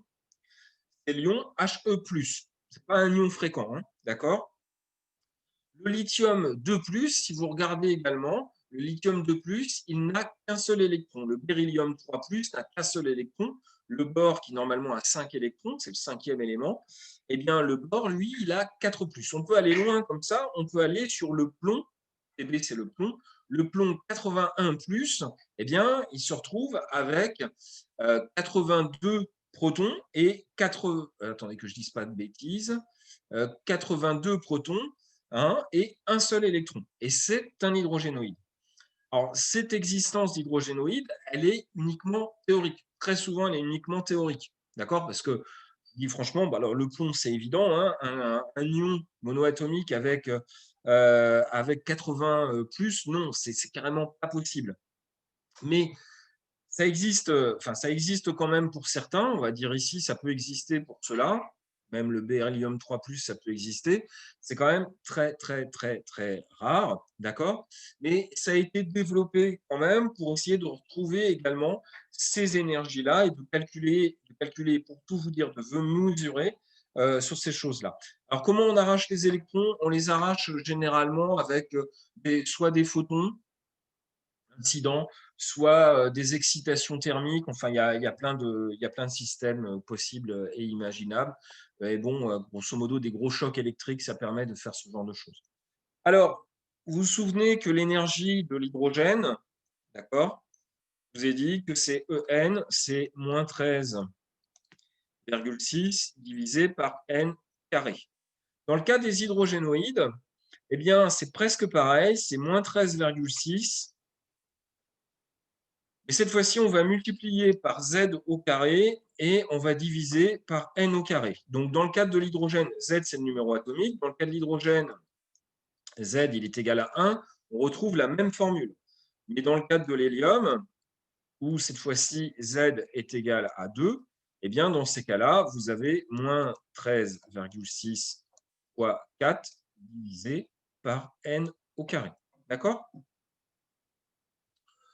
Bon, ce n'est pas un cas à part. Les hydrogénoïdes, je vous dis, ça permet de calculer pas mal de choses. Là, vraiment, les choses à retenir, et je vous demande de le retenir, c'est le fait que dans ce cadre-là, on a bien un seul électron. Cette fois-ci, le noyau peut avoir plusieurs protons. On a un seul électron et il faut multiplier bien par le nombre atomique dans ce cadre-là. Alors, l'équation de Schrödinger fonctionne. Oui, fonctionne. Enfin, elle est calculable pour les hydrogénoïdes. Oui. Oui, elle est calculable pour les hydrogénoïdes.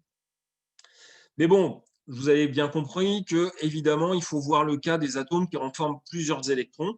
Et c'est pour ça qu'on va utiliser justement les orbitales atomiques de l'hydrogène pour fabriquer, concevoir notre atome polyélectronique. Alors, comment on va faire ça? Eh bien, on va utiliser les règles d'un monsieur qui s'appelle Kleshkovsky. D'accord? Donc, ce monsieur qui s'appelle Kleshkovsky, en fait, il a déterminé que le remplissage, il se fait par énergie croissante. D'accord?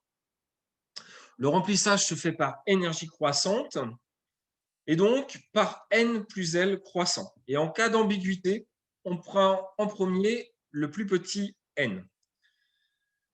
Alors Z, dans l'équation précédente, Z, c'est le numéro atomique, le nombre de protons. D'accord? Je reviens sur ma règle de Kleshkovsky. Donc le remplissage se fait par énergie croissante. Je vous ai dit, la plupart de l'énergie est décrite, de l'électron est décrit par son nombre quantique principal N. Et dans une seconde partie, L. Donc la logique de Kleshkovsky, c'est de faire un remplissage par N plus L croissant. Je vous dis, en cas d'ambiguïté, on prend en premier le N le plus petit. On va prendre un exemple, ce sera plus simple, pour N plus L qui varie de 1 à 7. Alors, prenons en premier N plus L est égal à 1. Qu'est-ce que ça veut dire? Ça veut dire que N est égal à 1. Donc ça, c'est l'état fondamental, il n'y a pas le choix. Dans ce cadre-là, L est égal à 0.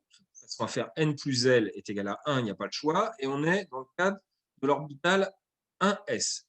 Alors, le remplissage de quoi?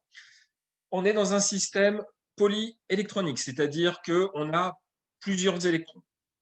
Les premiers électrons, il va falloir les mettre dans l'orbital de type 1s et on n'en mettra que 2 électrons par orbital. Donc, quand on aura 3 électrons, il faudra les mettre par orbital de type 2s, etc., etc.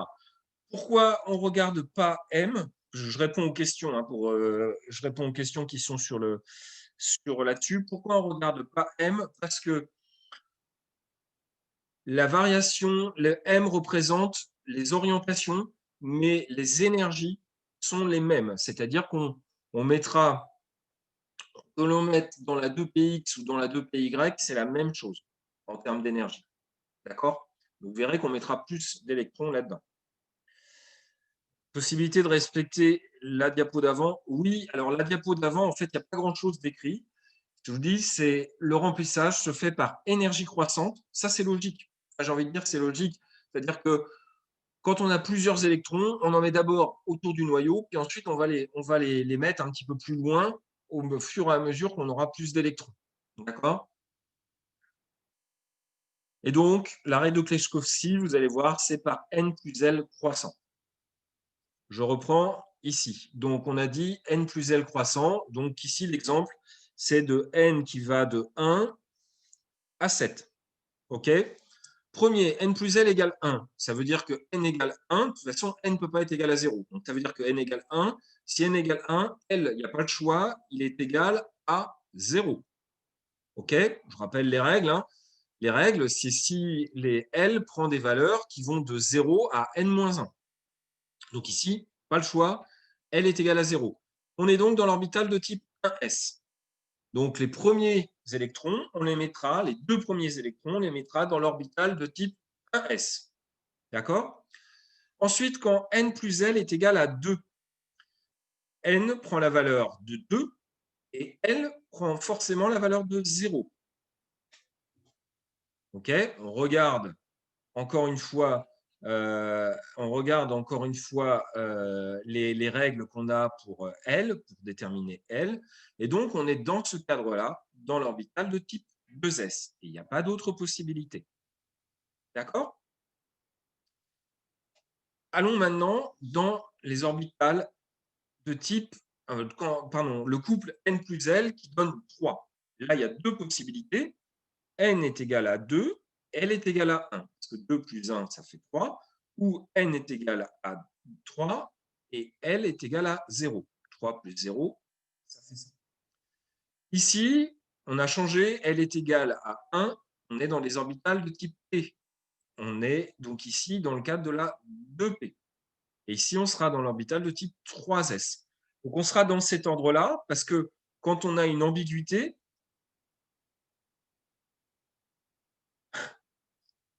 je réponds à cette question après. Quand on est dans une ambiguïté, c'est d'abord n par plus petit n, puis par L. D'accord? Donc, d'abord le plus petit n. Donc, on remplira d'abord les 2p, puis les 3s. Dans les 2p, il y a 3 orbitales atomiques, c'est-à-dire, j'ai dit qu'il y a 2 électrons par orbital atomique. En fait, il y aura 6 électrons à mettre là-dedans. OK? Puis la 3s. Donc, on a 1s, 2s, 2p, 3s. On arrive à n plus L est égal à 4. n plus L est égal à 4. On peut faire 3 plus 1. On peut faire 4, 0. Est-ce qu'on peut faire 2 plus 2?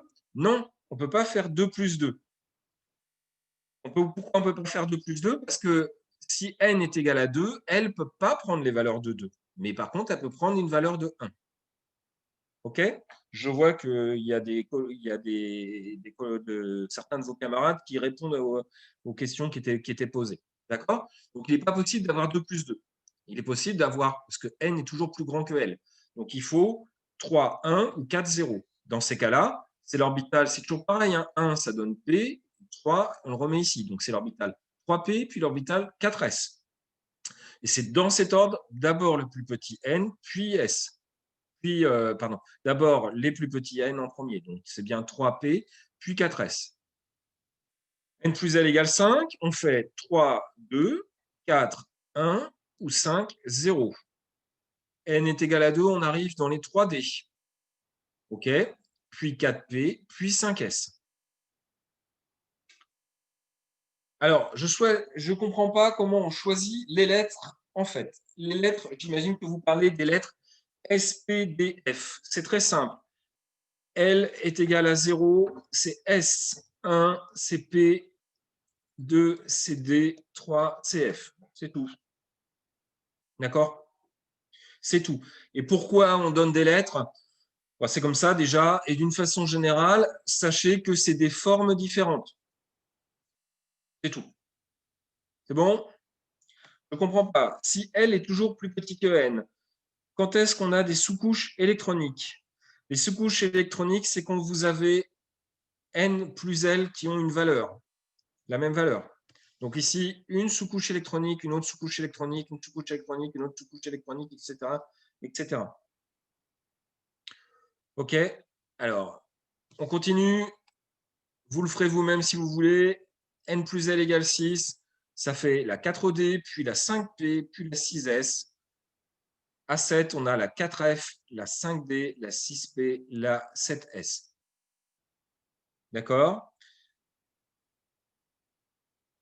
Alors, pour N plus L est égal à 2, L vaut soit 0, soit 1. Tout à fait, mais pour avoir N plus L, mais si vous avez ici, N plus L est égal à 2. Vous êtes ici, vous avez N qui est égal à 2, et pour faire N plus L qui est égal à 2, vous êtes obligé d'avoir L qui est égal à 0.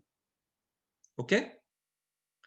Par contre, quand vous avez N qui est égal à 2 et L qui est égal à 1, la somme N plus L, ça fait 3.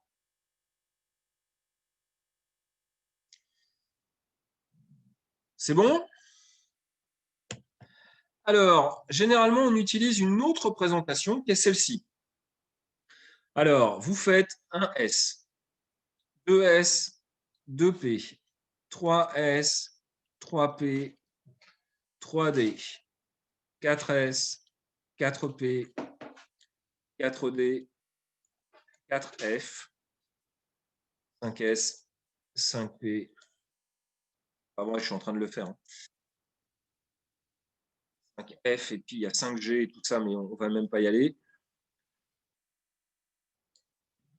Évidemment, la 5G n'a rien à voir avec, avec ça. Au-delà de 5, pas besoin d'aller plus loin. Bah non, en fait, si on ira jusqu'à si, il y a la 4F qui existe, il y a la 4F qui existe, mais vous allez voir. Et donc après, on fait des espèces de flèches comme ça. Donc comme c'est représenté comme ça, qui en fait vous donne l'ordre, toc, toc, toc, toc, de remplissage des électrons. C'est-à-dire, je vous ai dit, 2 électrons par orbital atomique. Les 2 premiers électrons, on les met dans la 1s, puis on va les mettre quand vous en avez 2 électrons. Si ensuite vous avez encore 2 autres électrons à placer, on la mettra dans la 2s. Quand vous aurez alors encore des électrons à mettre, eh bien on les mettra dans les 2p. Dans les 2p, dans cette sous-couche-là, 2p, on peut mettre 6 électrons. Donc on mettra 6 électrons dans les 2p. Quand on aura fini de remplir les 6 électrons dans les 2p, on mettra les autres électrons, les 2 autres électrons, vous les mettrez dans les 3s. Puis après, vous remettrez les 6 autres prochains électrons dans les 3p. Puis les 2 autres prochains électrons dans les 4s. Les 10 autres prochains électrons, vous les mettrez dans les 3d. Les 6 autres électrons qui suivront, vous les mettrez dans les 4p, puis dans les 5s pour les 2 autres électrons, puis etc. etc. On arrivera au 4f, vous arriverez à mettre 14 électrons dans la sous-couche 4f là-dessus. Et au niveau du tableau périodique des éléments, on commence à être bien bas quand on est dans les 4F. OK ? Alors, je continue. Vous pouvez redire ça. Alors, je vais le redire. Non, arrêtez avec KLMN, d'accord ? Oubliez KLMN. Je sens qu'il y en a qui veulent insister. C'est pas grave. Je sais que j'ai été vite. Je veux reprendre. Donc, il faut connaître, oui, 1S, 2S, 2P, 3S, 3P, 3D, etc., etc. Mais vous allez voir, ce remplissage, on va le revoir directement et indirectement quand on fait le remplissage des électrons. Mais la règle de Kleczkowski, oui, elle est à connaître. Moi, je il y a deux façons de le connaître, soit en secondant en n plus L constant, et là, à ce moment-là, vous refaites le tableau et faites-le chez vous à tête reposée, vous allez voir, vous allez le retrouver. Ce n'est pas compliqué, d'accord? Le nombre d'électrons, on va le revoir après. Le nombre d'électrons, c'est simple, c'est 2 électrons par orbital atomique, par case quantique. Et ensuite, quand vous aurez fait ça, vous pouvez refaire ce truc-là et ça permet de retrouver. Donc ça s'appelle, on l'appelle aussi le chemistry. Je ne sais pas si je l'ai présenté. Mais bon, c'est bien 1S, puis 2S, puis 2P, puis 3S, 3, puis 4S, etc. C'est dans cet ordre-là. Et ça va avoir une logique avec le tableau périodique des éléments qui vont arriver derrière. Vous remplacez les couches K, L et M par les orbitales. Oui, vous remplacez vos couches K, L et M par des orbitales, mais K, L et M, c'est faux, techniquement parlant. Ça ne tient pas compte de toute la géométrie des systèmes. Donc, je préférerais que vous oubliez complètement K, L, M, d'accord, qui est une compagnie aérienne, si j'ai bonne mémoire. Vous oubliez ça et vous apprenez avec les orbitales atomiques. Point final. OK ? Allez, on en est où? À quoi correspondent les flèches rouges? Les flèches rouges, c'est le sens de lecture. Le principe, c'est pas moi qui fais le programme, c'est pas moi qui fais le programme qui est vu en première S, en terminale S. Ça s'appelle le modèle de Bohr que vous avez vu. Le modèle de Bohr, ça explique pas grand-chose au niveau de la géométrie des molécules. Et le truc, l'idée de vous faire ça, c'est pas vous embêter, c'est d'essayer de comprendre la géométrie des molécules derrière. Le principe d'exclusion de Pauli. Alors, on y va. Pourquoi je vous amène ça? C'est parce que je vais vous amener ce que j'ai commencé à vous dire, c'est que vous avez que 2 électrons par orbital atomique et donc par case quantique. Pour décrire complètement un système, il faut rajouter un nombre quantique supplémentaire. C'est ce qu'on va appeler le spin électronique. Alors, la règle du duet de l'octet, ça existe encore. On en reparle encore, ne vous inquiétez pas. Pour décrire complètement le système, il faut rajouter donc ce nombre quantique supplémentaire qui est le spin électronique. C'est une propriété intrinsèque de l'électron qui permet de comprendre de nombreux phénomènes physiques, notamment les propriétés magnétiques de l'électron. Je vous ai mis un lien pour la culture G, si ça vous intéresse. Donc, c'est ce qu'on va appeler le spin. D'accord, c'est ce qu'on appelle le spin électronique, parce qu'il existe également un spin nucléaire, ce qui est assimilable à une rotation de l'électron sur lui-même. Et le sens de rotation, en fait, de l'électron sur lui-même donne 2 possibilités. Donc, soit il tourne comme ça, soit il tourne comme ça. D'accord? Et donc, à partir de là, on va définir le spin. En fait, c'est son moment de spin. On va dire qu'il va prendre 2 valeurs possibles. Les valeurs vont être soit plus 1,5, soit moins 1,5. 2 valeurs possibles. On va représenter ça par une flèche en haut ou une flèche en bas. Et ça représentera 2 spins différents. OK? Alors, petite illustration où vous avez ici Pauli et Dirac, je crois, hein. Enfin bref, ils sont en train d'expliquer le truc avec une toupie, parce que ça s'expliquait avec une toupie. Donc les mecs sont en train de jouer à la toupie en tout. On est loin des Beyblade. On est loin des Beyblade. Et donc, le principe de l'exclusion de Pauli est le suivant. Chaque électron est unique. Chaque électron est unique. Et donc, à partir de là, 2 électrons ne peuvent pas avoir les mêmes valeurs quantiques N, L, M et MS. Du coup, et ce qu'il faut retenir, c'est ça. Au sein d'une case quantique, on ne peut mettre que 2 électrons au maximum. Donc, quand on aura l'orbital 1s et qu'on voudra mettre un électron, on fera une case comme ça et on dira l'électron elle est dans la 1s. On écrira ça 1s1. Ici, c'est le nombre d'électrons qu'on a. OK ? Quand on aura 2 électrons à mettre, on les mettra dans l'orbital 1s. Et du coup, on mettra un avec un spin vers le haut et un avec un spin vers le bas, donc avec une flèche vers le bas. Et du coup, on dira 1s2, et là, on aura 2 électrons à l'intérieur. D'accord? Les spins sont obligatoirement antiparallèles, c'est ce qu'on appelle la corrélation de spin. Okay. Donc, la corrélation de spin, c'est vous indiquer que vous ne pouvez pas avoir à l'intérieur d'une case, si j'écris un truc comme ça, bien, ça n'est pas possible.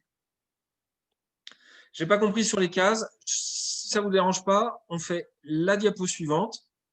Je crois qu'on va comprendre ça un petit peu mieux. La règle de Hund, notamment. Lorsqu'une sous-couche... Attendez, je regarde juste où on va avec ça. Ouais. On est sur l'atome polyélectronique. Je vais l'écrire comme ça. On est sur l'atome polyélectronique. On regarde, je vous prends un exemple, c'est l'exemple de l'azote. D'accord? Alors, l'azote, on sait qu'on a 7 protons, d'accord? Et donc, on a 7 électrons. OK? Du coup, les électrons, comment on va les placer? Ben, on les place, les 7 électrons, on va les placer, je vous dis, par énergie. Donc, on va commencer par remplir la 1s. La 1s, ça fait qu'une seule case. D'accord? Ça fait qu'une seule case. Pourquoi? Parce qu'ici, on a L, N qui est égal à 1, L qui est égal à 0, et on a M qui est égal à 0. D'accord? Donc, dans la 1s, combien d'électrons on peut mettre? On peut mettre que 2 électrons. Pourquoi? Parce qu'il faut des nombres quantiques différents et il faut qu'ils aient soit un spin parallèle, enfin, soit qu'ils aient soit un spin plus d'un demi et un spin moins un demi. Du coup, on va les représenter comme ça, ces 2 électrons-là. Ça sera notre 1s2. D'accord? C'est bon? Ça, c'est la 1s2. Mais bon, faisant ça, je n'ai mis que 2 électrons sur les 7. Il me reste encore 5 à faire. On va aller donc à l'étage supérieur. Ça, je suis en train de représenter, vous avez votre noyau, on a mis notre première couche, on a mis nos 2 électrons dans la première couche ici. 2 électrons. D'accord? Dans la 1s. Ensuite, eh bien, on va aller à l'échelle du dessus, c'est-à-dire qu'on a des électrons, mais on ne peut pas les mettre tous dans la même orbitale. En gros, ils rentreraient en collision s'ils étaient tous à côté du noyau. Du coup, eh bien, on va aller à l'échelon du dessus. C'est la 2s. La 2s, on a n qui est égal à 2, L qui est égal à 0 et M qui est égal à 0. Il n'y a pas le choix ici. Dans la 2s, on n'a qu'une seule case. Je vous rappelle, M définit le nombre de cases. Et ici, eh bien, on va pouvoir mettre encore 2 autres électrons. Un électron comme ceci et un électron comme ceci. On aura donc 2s2. Pour prendre mon truc, ça ferait une autre couche beaucoup plus grosse ici où vous allez pouvoir remettre encore 2 autres électrons. Et là, on est dans la 2s.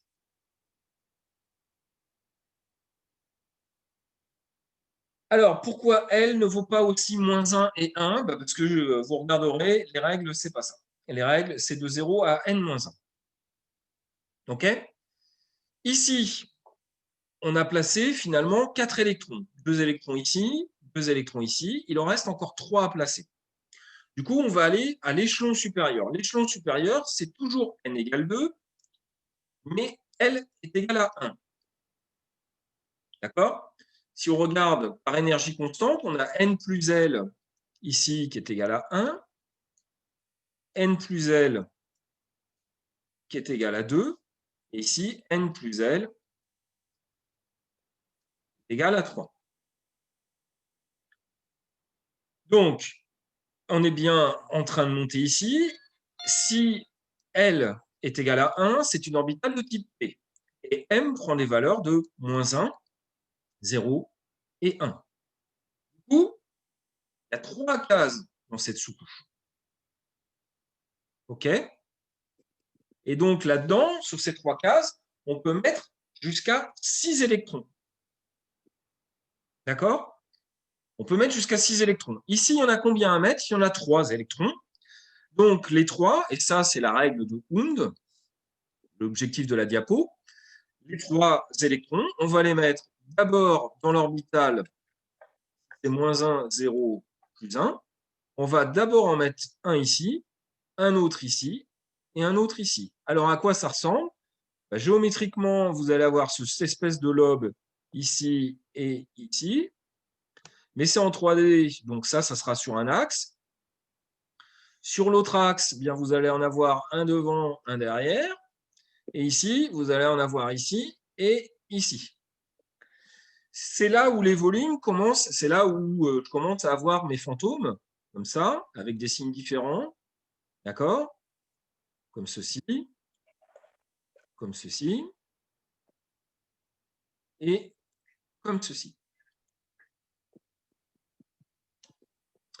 Et donc ici, c'est la 2p3, c'est-à-dire que j'ai 2 électrons ici, 2 autres électrons ici, et encore 3 autres électrons. J'ai bien à la fin 7 électrons. La règle de Hund est la suivante. Lorsqu'une sous-couche possède plusieurs orbitales, les électrons tendent à occuper le maximum d'orbitales avant de se saturer. Comment essayer de comprendre ça? Comment essayer de se représenter ça? Les électrons, c'est des petites particules qui sont négatives. Ils sont attirés par le noyau, qui est positif. Ça va.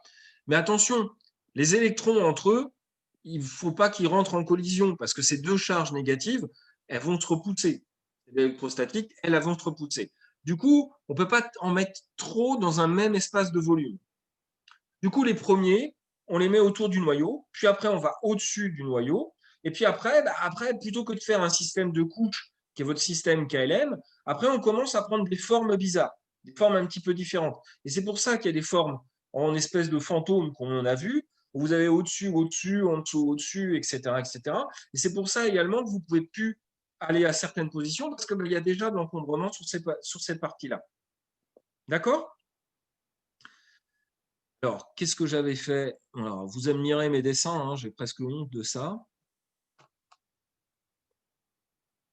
Ce qui est une couche et une sous-couche électronique. Alors ici, 1 S2, ça c'est la couche électronique. 2S, c'est la deuxième couche électronique. La sous-couche, c'est ça. Ça, vous avez 3 sous-couches, celle-ci, celle-ci et celle-ci.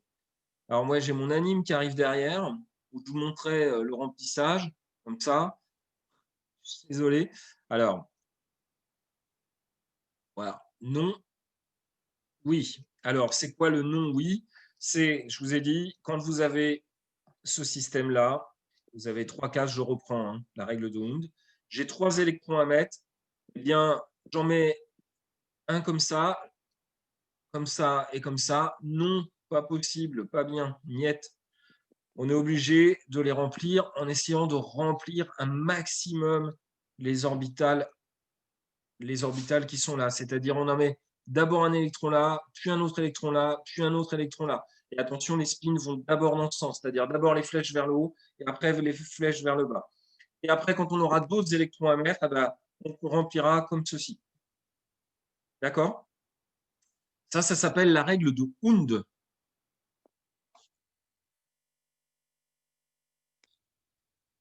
Est-ce que c'est possible de mettre 2 flèches dans chaque case? Oui, on peut mettre 2 flèches dans chaque case, mais attention, on peut entamer des sous-couches sans la finir, si, bien sûr. Mais oui, on met 2 flèches dans chaque case, mais pas dans le même sens. Jamais dans le même sens. Toujours en sens opposé. Configuration électronique. Celle-là est très importante. La configuration électronique, ça indique la répartition des électrons dans les différentes orbitales atomiques 1s, 2s, 2p. Pour établir la configuration électronique, il faut donc respecter les 3 règles qu'on a vues. Kleshkovsky, Pauli et Hund. Kleshkovsky, c'est quoi? C'est la plus importante. C'est que c'est d'abord la 1s, puis la 2s, puis la 2p, puis la 3s, puis la 3p, etc. etc. D'accord? 4s, on continue là-dessus. 3D, etc. etc. D'accord? Donc, les N plus L constants. Mon espèce de schéma que j'ai fait, un S, 2S, 2P, comme ceci pour revenir. On le refera en TD, ne vous inquiétez pas là-dessus. Pauli, c'est quoi? Que dit Pauli? Pauli vous dit on ne met que par orbital que 2 électrons. Et comment on les distingue? Eh ben, on les distingue par leur nombre de spins, hein, c'est-à-dire plus 1,5 ou moins 1,5. Plus 1,5, c'est flèche vers le haut, moins 1,5, c'est flèche vers le bas. C'est ça que ça veut dire. Et Hund, c'est très simple, c'est quand vous avez le choix, donc vous avez plusieurs cases à mettre, eh ben on commence à remplir les électrons en remplissant d'abord le maximum de cases avec les flèches vers le haut, puis on continue en remplissant derrière les choses. Alors il y a des exemples, évidemment j'en ai mis plein. L'hydrogène. L'hydrogène, 1s1, pas dur, d'accord? Toujours pareil, à quoi ça correspond ça? C'est une orbitale. Ici, ça veut dire n égale 1. S, c'est L égale 0. Et 1, on a mis un seul électron. D'accord? On continue après l'hydrogène. Deuxième élément, l'hélium. L'hélium, il a 2 électrons. Et ben, ça tombe bien, on va pouvoir les mettre à l'intérieur. Donc, on aura un spin plus 1,5, c'est la flèche vers le haut, et un spin moins 1,5, c'est la flèche vers le bas. Alors, monsieur, comment ça se fait que l'électron de l'hydrogène ne se colle pas au noyau? Alors, pourquoi il ne se colle pas au noyau? On pourrait penser que l'électron il pourrait se coller au noyau, mais dans ces cas-là, ce n'est pas possible. Pourquoi? Parce que ça briserait le principe d'incertitude d'Heisenberg. D'accord? Parce que s'il se mettait sur le noyau, à ce moment-là, il serait localisé. Et ce n'est pas possible d'être localisé. D'accord? Donc l'électron, il va vers le noyau, mais on dit souvent qu'il tombe vers le noyau sans jamais y arriver. En fait, c'est ça, c'est-à-dire qu'il va vers le noyau, mais il ne peut pas s'y coller au niveau du noyau parce que c'est une onde. OK? Allez, on continue.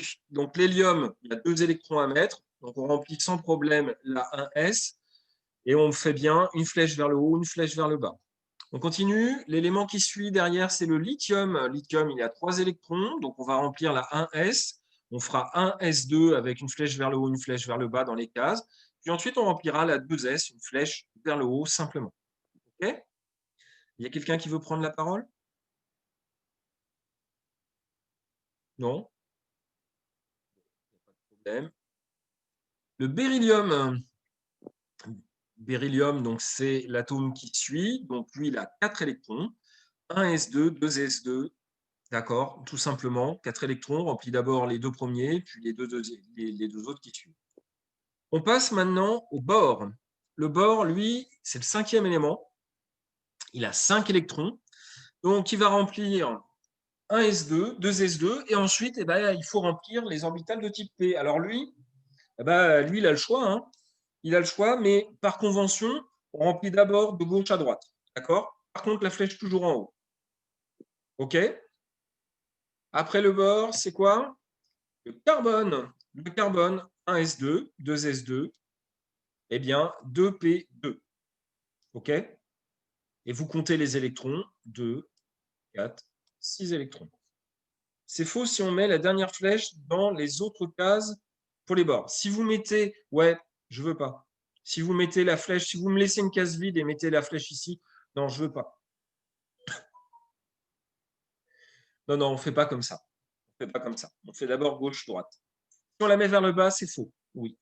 C'est faux et ça a une vraie signification, c'est-à-dire qu'en termes d'état, a priori, il n'y a pas de logique, mais en termes d'état, il y a une différence d'énergie extrêmement faible et une différence d'énergie de rotation dans le sens de rotation de l'électron.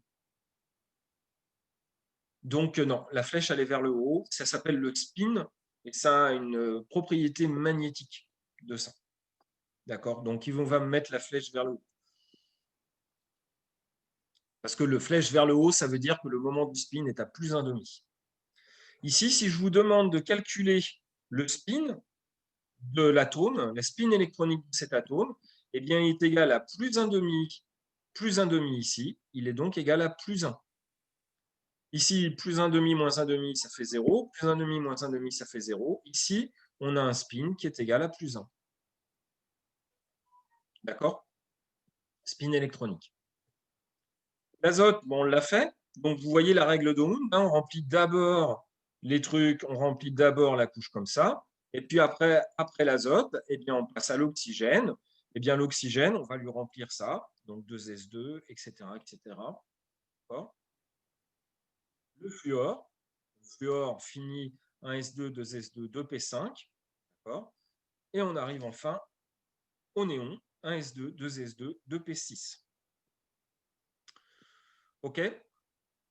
Alors déjà, vous remarquerez, on peut continuer, on ne continuera pas, mais vous remarquerez qu'en fait, il y a des éléments, il y en a deux, qui se retrouvent avec leur sous-couche, leur couche qui est pleine.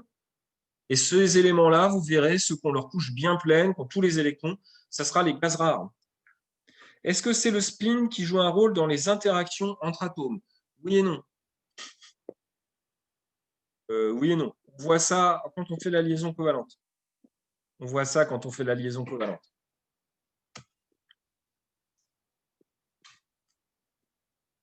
Alors, BE, c'est le beryllium, mais BE, il n'est pas fini complètement parce qu'il a la 2P qui n'est pas au niveau de la couche. Il a la 2P qui n'est pas pleine. Alors, une autre notation, c'est de faire apparaître uniquement les orbitales atomiques et éviter leur dessin. Alors, plutôt qu'à chaque fois faire les carrés, vous pouvez écrire 1s2, 2s2, 2p6, 3s1. D'accord? Et là, nous sommes avec le sodium. OK? Bon, ça prend un petit peu de temps. Vous allez revoir ça en TD. De la même façon, au bout d'un moment, là, on va commencer à en avoir un peu marre d'écrire tout comme ça. Donc, je vous ai pris l'exemple du fer. Donc, le fer, il a 26 électrons. Au lieu de faire 1s2, 2s2, 2p6, 3s2, 3p6, 4s2, 3d6, on va prendre la configuration électronique du gaz rare et on va considérer que celle-là, elle est déjà faite et on ne parlera que des dernières. D'accord? Donc ici, la configuration électronique du néon, c'est celle-là. D'accord? Et donc, on va passer au 3s1. Ici, la configuration électronique de l'argon, elle est là. Ici. Donc, il n'y a pas besoin de la refaire. Et ici, pour le soufre, on a le néon qui est ici. Alors, vous allez me dire, il faut connaître les configurations électroniques du néon, de l'argon, du krypton, etc., etc. Mais en fait, ce n'est pas aussi dur qu'il n'y paraît. En fait, ce n'est pas aussi dur qu'il n'y paraît. Pourquoi? Parce que vous allez le retrouver par le tableau périodique des éléments. On va retrouver les blocs S, les blocs P, les blocs D. Et donc, ça sera assez facile à faire.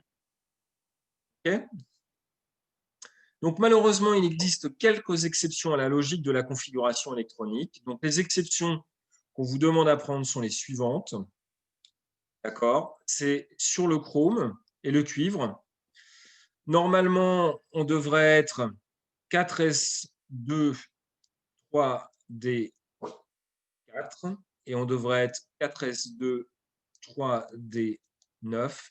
Et dans ces cas-là, eh bien, on préfère être 4s1, 3d10, c'est-à-dire ne pas remplir la dernière couche, mais au contraire remplir complètement la couche D. Donc, pourquoi? Plus n est grand et moins les écarts énergétiques sont importants. Et donc, la logique est d'avoir les niveaux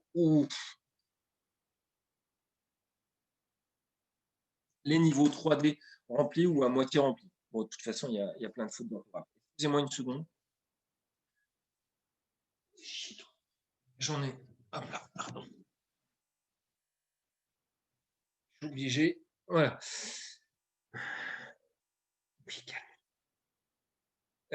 Donc voilà un petit peu sur cette partie-là. Je pense que je vais m'arrêter là. Ouais, je vais m'arrêter là. Donc il y a pas mal de choses. Il y a pas mal de choses dans ce qu'on a vu. D'accord? Ce qu'il faut que vous regardiez, est-ce qu'on doit apprendre le nombre d'électrons pour chaque atome? Non. Non. Heureusement que non. Néanmoins, ce qu'on va vous faire apprendre par cœur, c'est quoi? Les 3 premières lignes du tableau périodique des éléments. OK? Les 3 premières lignes du tableau périodique des éléments, vous allez voir, c'est pas très très long. Ça vous donnera quand même pour les atomes que vous rencontrerez le plus souvent dans les molécules que vous aurez utilisées si vous continuez dans la biologie. D'accord? Donc, vous allez avoir pour ces électrons, pour ces atomes-là, si vous connaissez le nom, vous avez l'ordre. Si vous avez l'ordre, vous savez le nombre de protons qu'il y a à l'intérieur. Si vous avez le nombre de protons, vous savez le nombre d'électrons pour les atomes. OK? Donc, ça sera possible, grâce à ça, ça sera possible. En plus, je vous assure, par le tableau périodique, vous allez avoir des choses qu'on va retrouver assez régulièrement. D'accord? Notamment pour savoir lequel on fait précéder, bah, ce n'est pas très compliqué. D'accord? Je vous fais un tableau hydrogène, hélium, d'accord? Lithium, pardon, lithium, beryllium. Je ne suis jamais tombé. Hop, je le fais à l'envers. Bord, carbone, azote, oxygène. D'accord? Donc, le sodium, quand on sait qu'il est là, on sait que le truc qui vient avant, il est ici, quoi.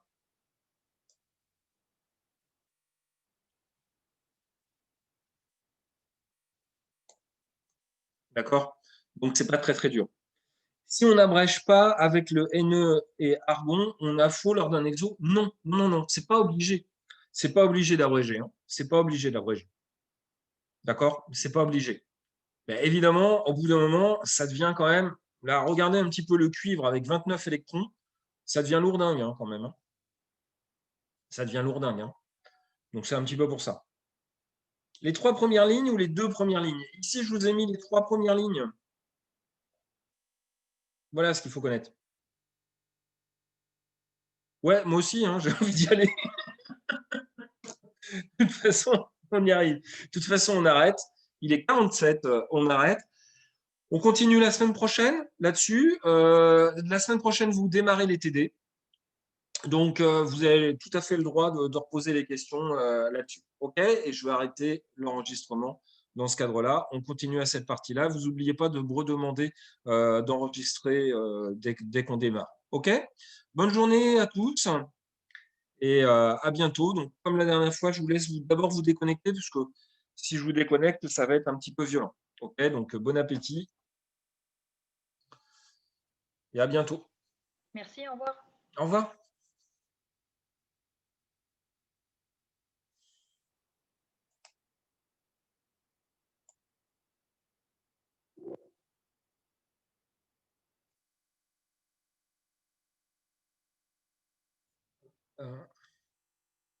Ah oui, mais j'ai pas fini l'enregistrement non plus.